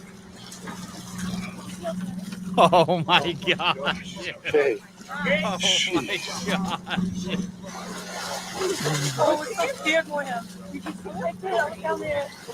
Yeah, that's old. How did the cage?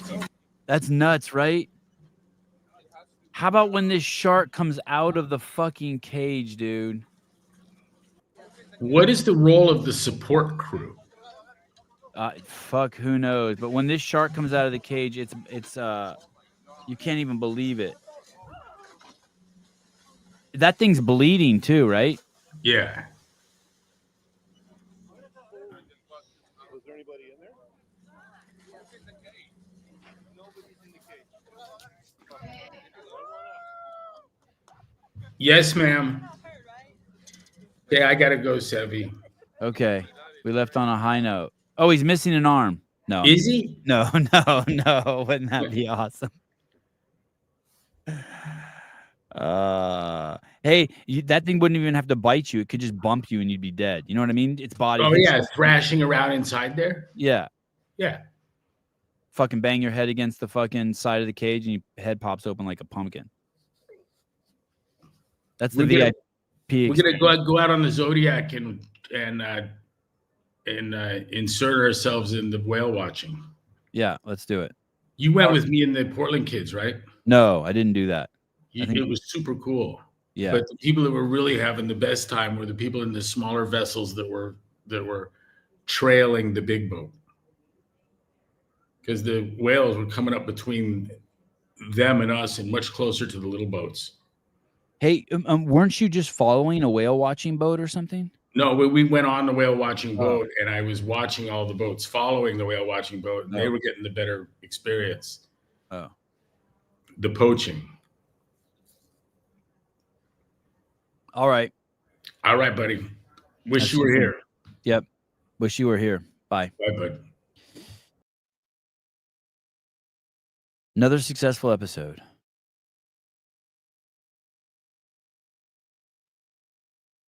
Damn. All right. I got nothing else. Who's on tomorrow?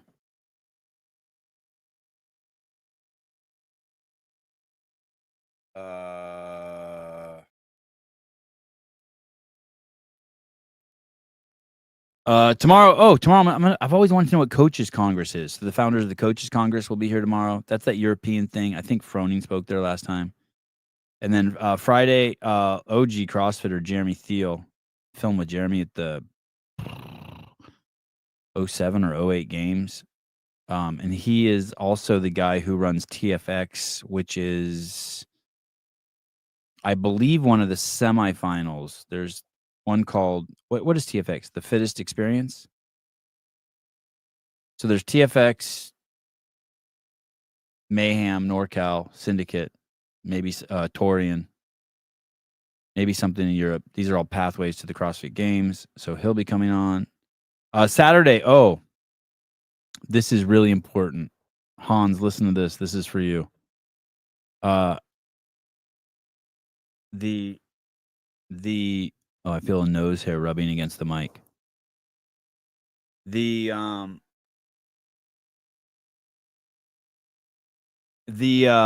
Kill Taylor is going to be a partner workout on Saturday. Saturday, Kill Taylor is a partner workout. Saturday, 3 p.m. I think it's 3 p.m. Pacific Standard Time. A partner workout. They're calling it, get with the programming. They are calling it the TFX Invitational in May. Partner workouts are gay. Yeah, you'll love it. You should enter. Nothing, there's no development on my son's toe. It's still fucked up. My wife asked me last night before I went to bed, are you worried? I said no, but I lied to her. I'm kind of worried. But it's not, I don't know what's going to happen. I think that there's something stuck under it. I think there's something stuck in there, like a fang or something.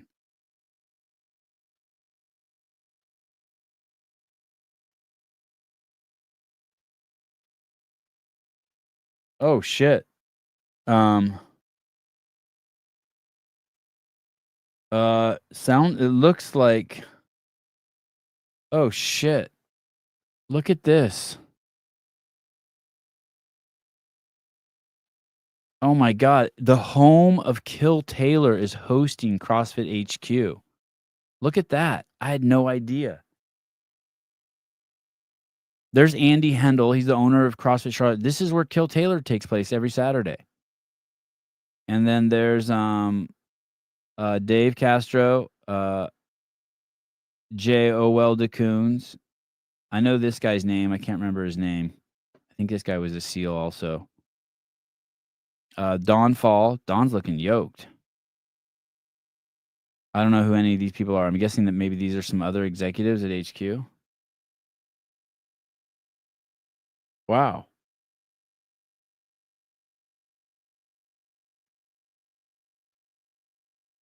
Crazy.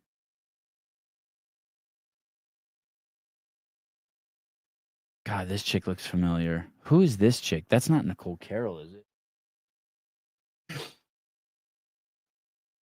I don't know who those people are. Dave said he was going to Charlotte. Bryson involved finally. Dick bounces for time. Bryson is involved finally. Yeah, I wonder if Taylor was there. They host 1 billion level ones. Wow, HQ visited the home of Kill Taylor. Hey, I don't blame them. They should sponsor Kill Taylor.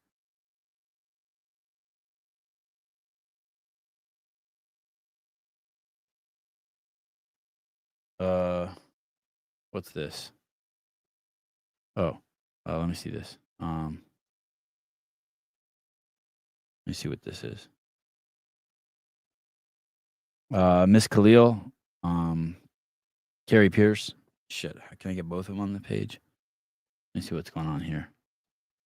You maybe realize that you weren't healthy, or that you weren't this defining definition of health. I feel like talking about it, one day I will cry from it. So I was obviously a gymnast for 18 years. When I was a gymnast, never had a normal, never really actually even had a menstrual cycle.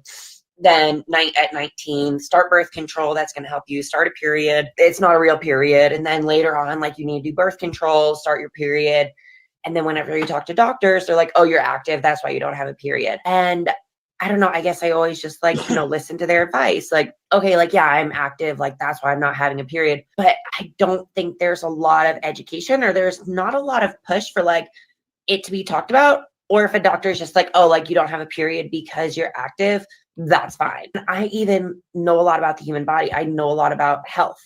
But it was something, I guess, that I wasn't as educated as I thought I should be. And so I ended up getting my women's fitness cert just to learn more about everything. But then in 2021, after I retired from competing, I knew that I had to take action. And so I, didn't necessarily want to admit that I needed help right then and there. So I'm like, I'll take care of this myself. I'm going to slow down workouts. But also I think just like a body image issue, eating, like everything from being an athlete and then not. And I'm like, okay, well, I'm just going to like lose weight. I'm going to like, I thought I would like soften up, but then I lost weight and I got leaner. At what point did Oh, this is you good. maybe Man, realize? Carrie's good. I didn't realize she talks so good. Holy shit. Wow. All right, cool. This looks cool. All I heard there, though, was that the problem was that she got information from the medical community and that she continued to go to the medical community to get information. I hope she went fucking elsewhere.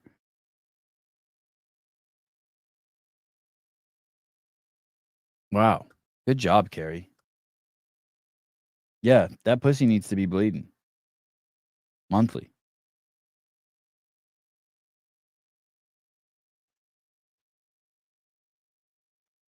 See if there's anything else here.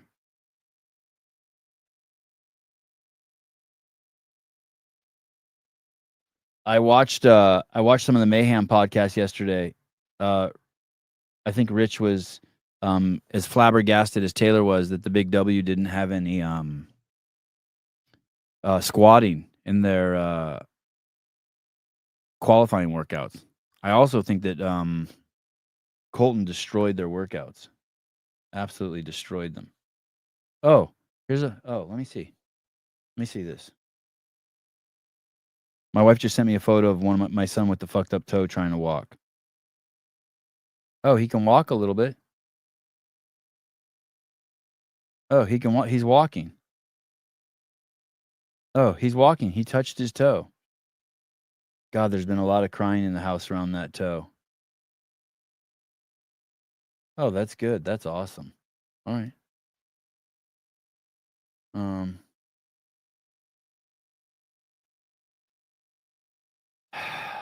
Okay. I don't normally do fundraisers. There's a gym. I'll tell you guys more about this in a second. In a second, I mean like as time goes on. I got to figure this all out by the time Kill Taylor happens on Saturday. There's a gym in Detroit. I think I had the owner or the coach of that gym on the show before. And they want to send their kids to Pitt Training League Championships. I think that's the kind of the CrossFit Games for kids. Pitt Team Throwdown in June.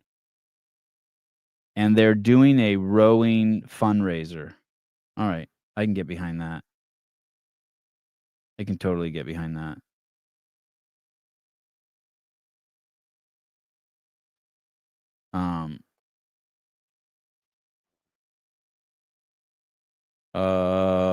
One of my friends, one of my friends went to Disneyland in Europe. He says it's no different than the United States.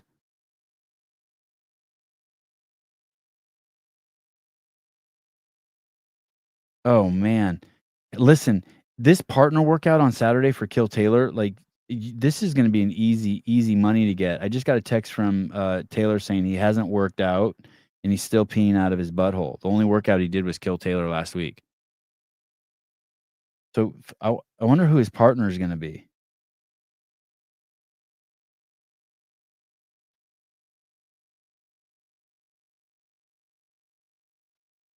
All right.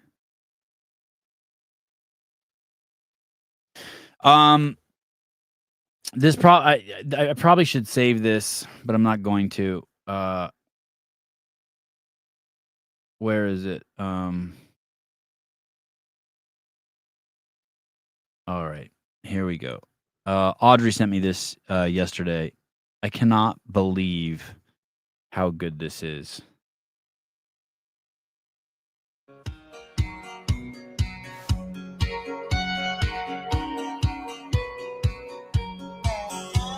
I ain't gonna lie, yeah, I've sold some lies. Had too much fun on some Saturday nights. Pride gets the best of my hard head sometimes. My straight and narrows got swerves. Grace isn't what I deserve. No, I ain't a Sunday morning choir. I'm a dirty boots in the back pew backslider. No, I ain't easy to love. More washed in the whiskey than washed in the blood. Lord knows that I ain't no saint. I'm just the kind of sinner that Jesus saves. Just the kind of sinner that Jesus saves. Damn, this kid is so fucking good. It is crazy. I ain't gonna lie, yeah, I've sold some lies. Had too much fun on some Saturday nights. Pride gets the best of my hard head sometimes. My straight and narrows got swerves. Grace isn't what I deserve. No, I ain't a Sunday morning choir. I'm a dirty boots in the back pew backslider. No, I ain't easy to love. More washed in the whiskey than washed in the blood. Lord knows that I ain't no saint. I'm just the kind of sinner that Jesus saves. Just the kind of sinner that Jesus saves. I have this nephew that I'm so fucking in love with. His name's Jackson. He lives in California. He lives right down the street from me, and he comes to my house like 3 days a week. And he is the fucking greatest fucking kid ever. He reminds me so much of Tyson Bagent. He's 20 years old. He has his own clothing company. He comes to my house 3 days a week and spends like 2 to 3 hours. Yeah, he's got a note. That's what I can't tell. I love this guy. I love the song. But he reminds me so fucking much of my nephews, of Jameson, Graham, and Jackson. It's so crazy. This dude is so amazing. Look at it. Look at his. Look at this. This is him freestyling. You like this, but hate fake boobs, dude. Listen, I do not hate fake boobs. I love fake boobs. Listen, you totally misunderstood yesterday. I completely love fake boobs. If you think I hate, it's like people who think I hate New York City. It's like, are you out of your fucking mind? Fucking love New York City. This is, but look at, this is the guy freestyling. Look at. Hey, I want you to make the longest mashup that this app has ever seen. Okay. I'm doing this tonight.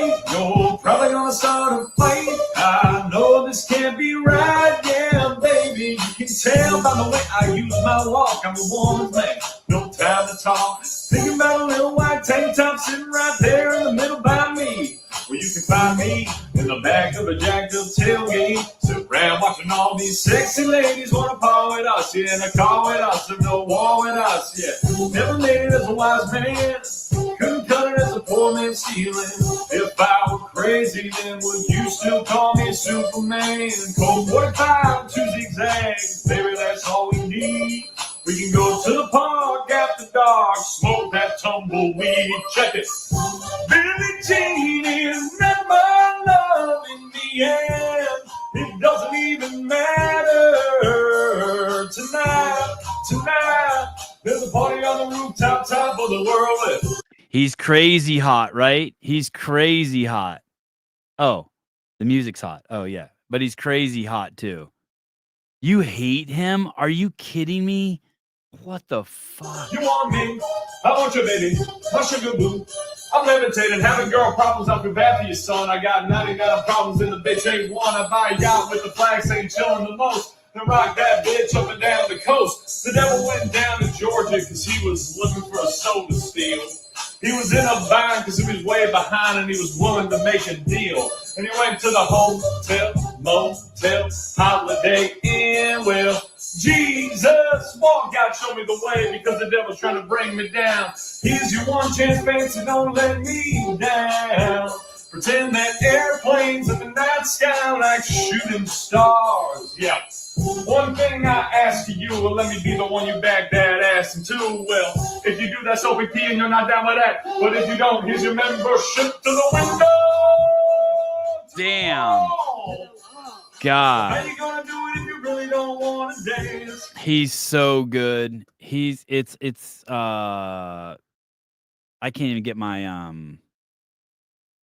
head wrapped around that. How could you not like that guy? What's his name? Cooper Allen Music. I don't even listen to country music. I don't. Oh, that sucks. He's in People magazine. That sucks. But other than that, he's great. Cooper Allen took the expected route with his music career, and then TikTok completely changed everything. Man, he's so good. Oh shit, I didn't know people know this guy. He's on tour and shit. Well, then she asked me, hey, ain't that you? What the hell'd you do? I plead the fifth, I did. He's great. God, he reminds me so much of my nephew.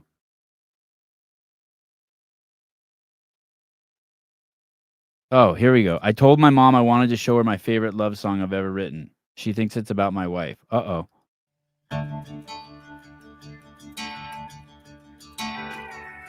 I did good, mama.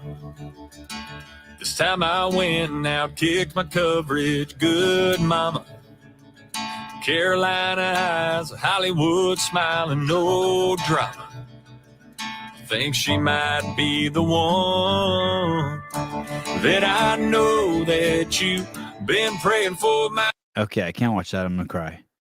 Damn, he's good. Sounds fake to me, like Zach Thielander, born and raised in Chicago, trying to sing blues. Oh, I don't know, man. Yeah, Sevi, you might cry. Yeah, that's funny. You know me well. I had to stop that. Tear ducts turned on. I have to watch that one later in privacy of my own home. Damn, he's good. He's a rapper? Yeah, I guess he's a rapper. I guess he does it all. How'd you know I was going to cry? That's crazy. You can tell by watching my face. I'm unfollowing you. How'd you know I was going to cry? That's crazy. Yeah, that one was too much. I gotta see that, watch that, like.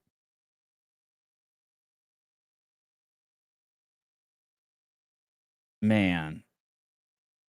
What an inspiration. That shit inspires the fuck out of me. 'Cause you're gay. Oh. That's Papa Birch's grandkid.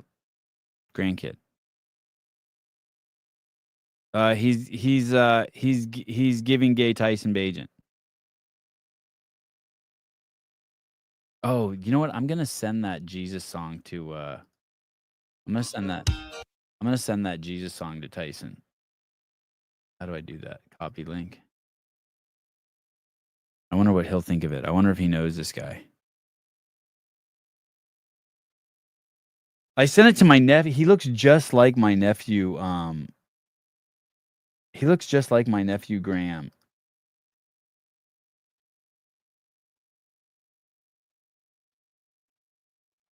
And I sent it to my nephew Graham, not Graham, sorry, Jameson. He looks just like my nephew Jameson. And I sent it to my nephew Jameson, and he said, "Oh, that's a cool song." But he didn't even notice that it looks just like him. Anyway, I got to keep that link around. I need to play that Jesus song like regularly. You know? Don't you think?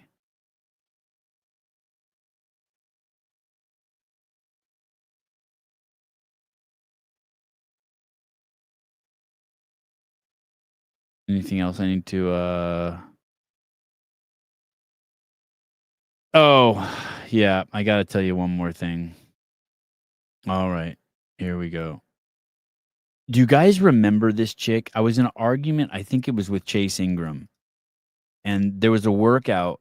Maybe it was with everyone in my chat, but I specifically remember Chase. And they were saying that there was this workout, and everyone was saying it was a great workout. I can't remember the workout, but I was like, that workout is fucking stupid, and the women's weights are all fucked up. And And I look. Oh, it's followed by John Young. Of course, she's John Young follows her. Anyway, everyone was against me. They were like, God, what was the workout? Does anyone remember? But it had something stupid in it, like fucking hang cleans at 155, a bunch of them for the women's weight. And I was like, hey, there's no woman in the world who can do that unbroken. Does anyone remember? And everyone's like, shut up, Sevon. You don't know. You don't know. You don't know. I'm like, nope. I dare one woman anywhere in the world to try to do this unbroken. I'm like, Tia can't even do this unbroken. Well, this chick, this is like, I don't know, a year ago. This chick fucking did it. Abby Gagnon.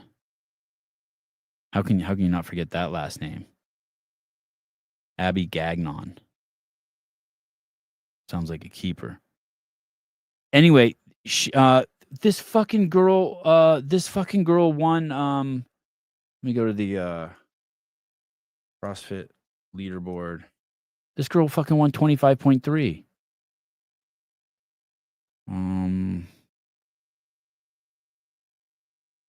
CrossFit Games leaderboard. So that's the one fucking girl that can do the workout. Let me see this. What do? I go open leaderboard, individual, age group. I think she was 35 to 39. Do I have chicks? Oh no. CrossFit, it's comp sex, not comp gender, you fucktards. Okay. And then go to 25.3. Oh, she didn't. Oh, maybe she didn't win it. Or maybe it's the age group up from this. I thought she won this. No, it says Carolyn Prevost won every single workout. Maybe I have the age group wrong. Oh. Well shit, I got bad information.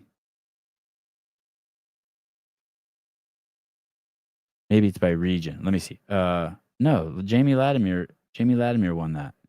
All right, fuck it. Never mind. Comp is a sex sport.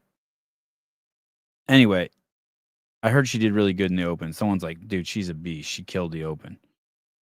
Fake news. Yeah, I guess it was fake news. All right. Erase her from my show notes. Anyway. Oh, first in her gym. All right, good.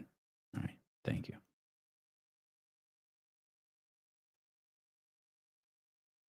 I got another vaccine injury in the NBA. Oh, this one's fun. This one's really fun. Here we go. Netflix English series replaced Black Killer with White Child. The Netflix series Adolescence replaced a black murderer with a white child to appear more inclusive. Major controversy has erupted on social media after images from the British Netflix series Adolescence became popular, in which a black murderer was replaced by a Caucasian child. Look at the difference between these two. That's the actual killer, and that's the dude they cast as the killer.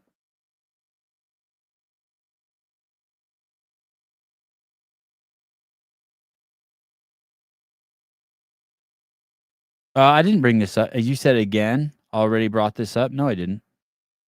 It must have been some other show. I never brought this up. I brought this killer up before. I never talked about it in the Netflix series. I didn't know that they... So it's based on a true story? Yeah. I brought this killer up before.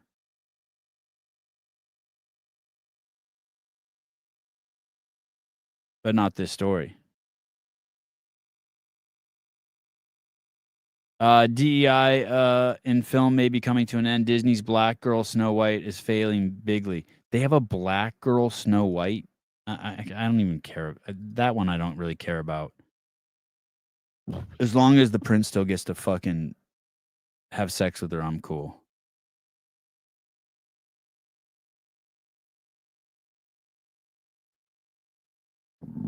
Anyway, the UK is a fucking mess. There's endless just fucked up shit going on in the UK. How about this one? I mean, it's just I don't even try to find these. They find me. Rotherham rapist to be released from prison after serving only 9 years of 19. Raped a bunch of kids. Raped a bunch of little kids. There you go. Back on the streets in the UK. Good times.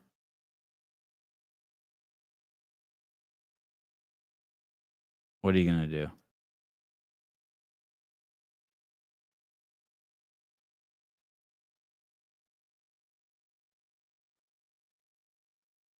All right.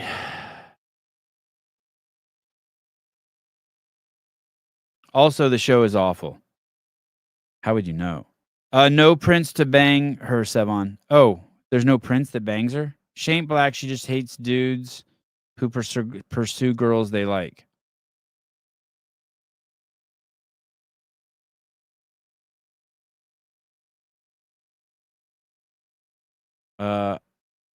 I have the most northerly box on earth on the show tomorrow. Oh, really?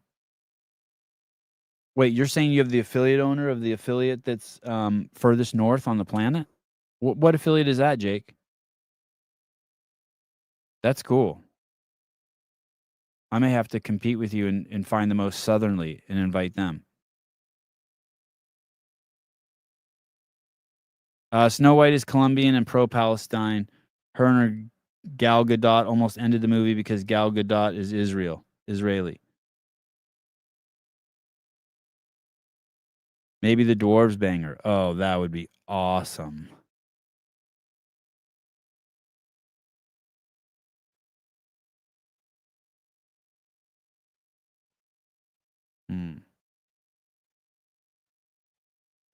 What is today? Is today Wednesday?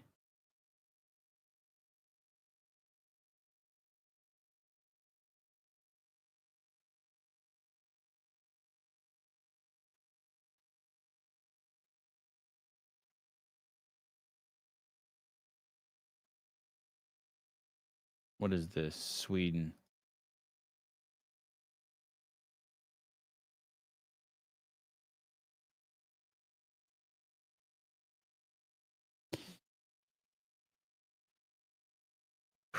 More chaos in Europe.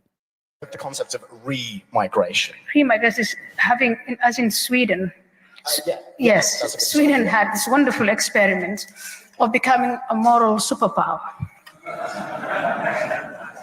And if there is one country that openly left Christianity and ridiculed Christianity, it is Sweden.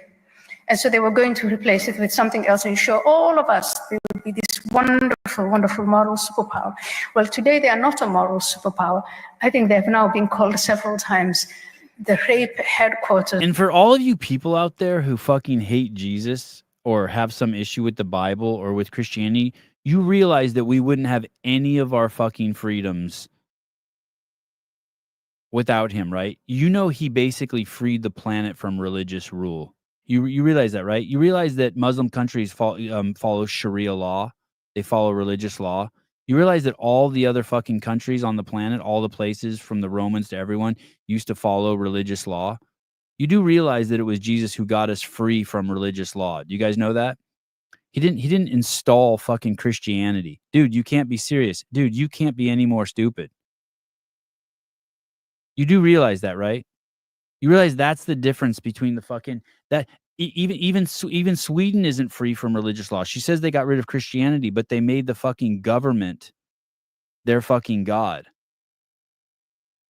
You do realize that Jesus was trying to free the Jews from underneath the law of the Torah and give you the unalienable rights that we have today, whether you fucking believe in God or don't believe in God. Yeah, it's crazy. I knew you guys didn't know this. I knew you guys didn't know this.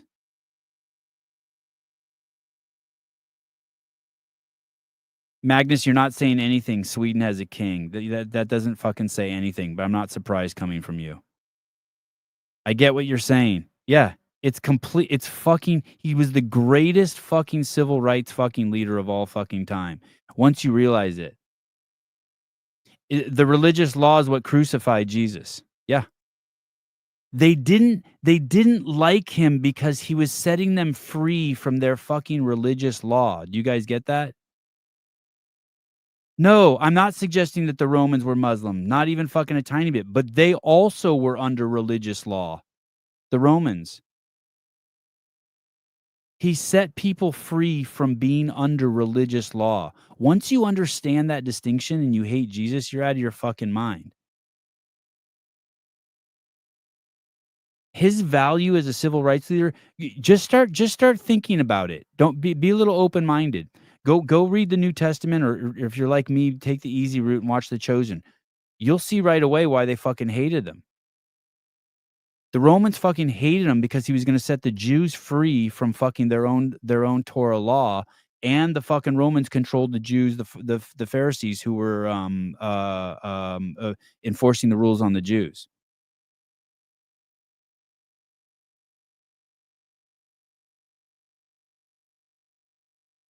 No, religious law is not out of style. It's growing faster and faster and faster. No. It's not because people got smart. It had nothing to do with Jesus. Jesus, you are batshit crazy.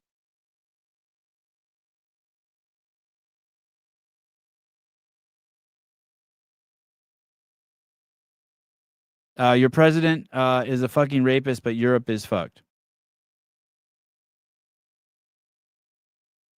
Amazing, dude. Amazing, David.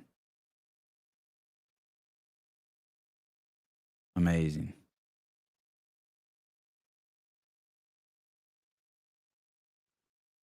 Yeah, Jesus was the ultimate revolutionary. He set the fucking planet free from religious law. All that matters, you don't have to believe me, just remember that. Just remember that, because when you finally awaken to that, you're going to be like, oh shit.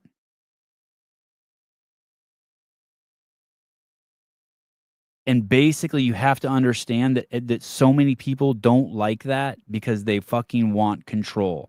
The government doesn't like it because the people in the government, the mechanism that is the government, the machine of those people, they've been given access to our fucking tax dollars and our coffers, our money, and they basically want control so that they can keep getting paid for fucking doing nothing. And then the other religions, like the Muslims, all those countries are run under Sharia law.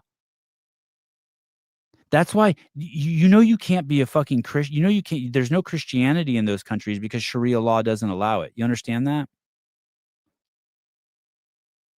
Jesus is the one that set it free so that there actually is religious freedom on the planet.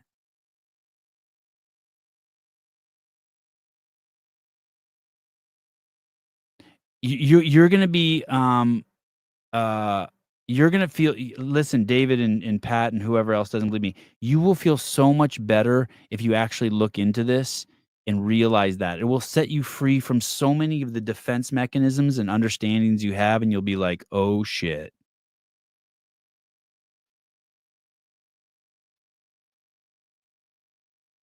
You don't even have, but here's the thing, you don't even have to see, you don't even have to see it as historical. You can just look in modern times and look at what Sharia law is doing in the 54 Muslim countries. And then you have to ask yourself, how come you can practice all those different laws and religions in the United States? And there's only one reason.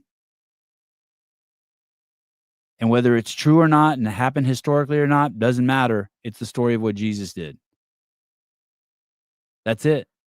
No, we're not starting Jesus Week again. It's so simple. I don't understand why more people don't explain it like this. I don't understand. It's crazy that Jesus has gotten so twisted up in just fucking one path. The one. I mean, I get it. The one pathway that the believers in Jesus see him just as the way to fucking, I don't know. They're scared to die, so they need to believe that so that they feel like they're going to heaven or whatever the reason is. The psychological component of that. Or maybe Jesus really did talk to them. I'm open to it all. But to not see what value he brought to fucking us in the civil rights space, he did it all. He set everyone fucking free from fucking religious law.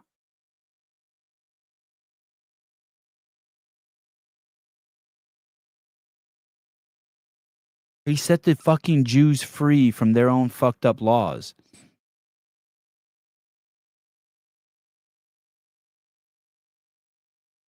It's not a take. You don't understand why people don't have the same take as the people that believe a man rose from the dead, walked on water, turned water into wine. Really, it completely fucking irrelevant, dude. They had all of these rules in place, Pat, that were rules on how to fucking get to heaven or how to make God happy. I don't know what the reasons for the rules were for the Torah, but Jesus fucking came and said, hey, you don't have to fucking follow those. That is the exact. There's no one else. There's no one else who did that. That did not happen on the planet any other way. That's the pivotal moment, dude. There's no other story. There's no other stories of anyone doing that. And the irony is, and the catch is, and the conundrum for you is that it just so happens that some of those they fall under this category of God-given unalienable rights. And that's the part you just don't like. For some reason, you care what they're called, and for some reason, it's bugging you and it's a hang up for you. I get it. I used to be like that when I was 17 too. I don't have that hang up anymore. Once you get past that hang up, you'll be like, oh, fuck, that motherfucker did some gangster shit. And these fucking Muslims with this Sharia law, they're trying to take all of that away, your unalienable rights. And same with the government. That's what the liberals are doing too. They just call it something else. They've stopped. They don't call Nancy Pelosi God for some reason.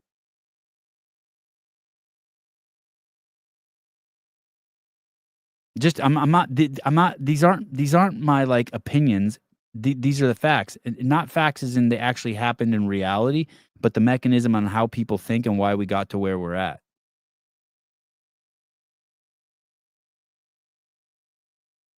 Just think about it.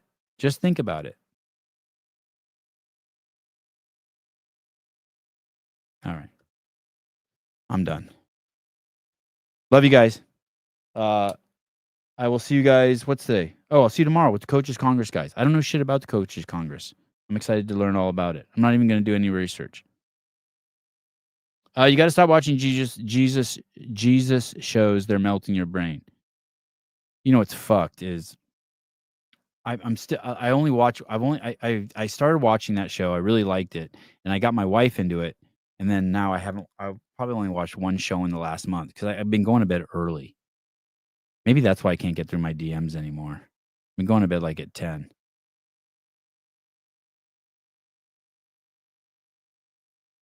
He that believeth and is baptized shall be saved, but he that believeth shall not be condemned. I don't even know what that means, but thank you, Domino Canes. I'm just saying, 30 minutes too late. That's good, David. I'm just saying, he's the greatest civil rights leader who ever lived. If you understand what he put in place to set everyone free from religious law and give humanity unalienable rights. And maybe that's not the right word. He didn't give it, but he was the guy that proposed it. If you want to make him not the son of God and just a regular dude, he's the dude that proposed it and historically gets the credit for it. I don't even care if it wasn't him. That's not the fucking point. Do you understand that? That's what you're getting hung up on. Like, I don't care. We can call him some guy named Mike and it could have happened in Montana. I don't give a fuck. What I'm telling you is that the foundation of this fucking religion, Christianity, is the only fucking thing keeping the fucking world free before it fucking goes back under some sort of fucked up law. And it doesn't matter. You call it Sharia law, you call it the Torah, it doesn't matter. You just have to see the big picture. You have to zoom out.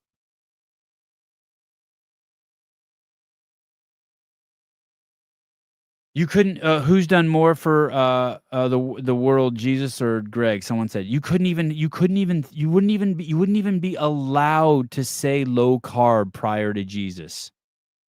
You understand that? They even had rules around what you fucking ate.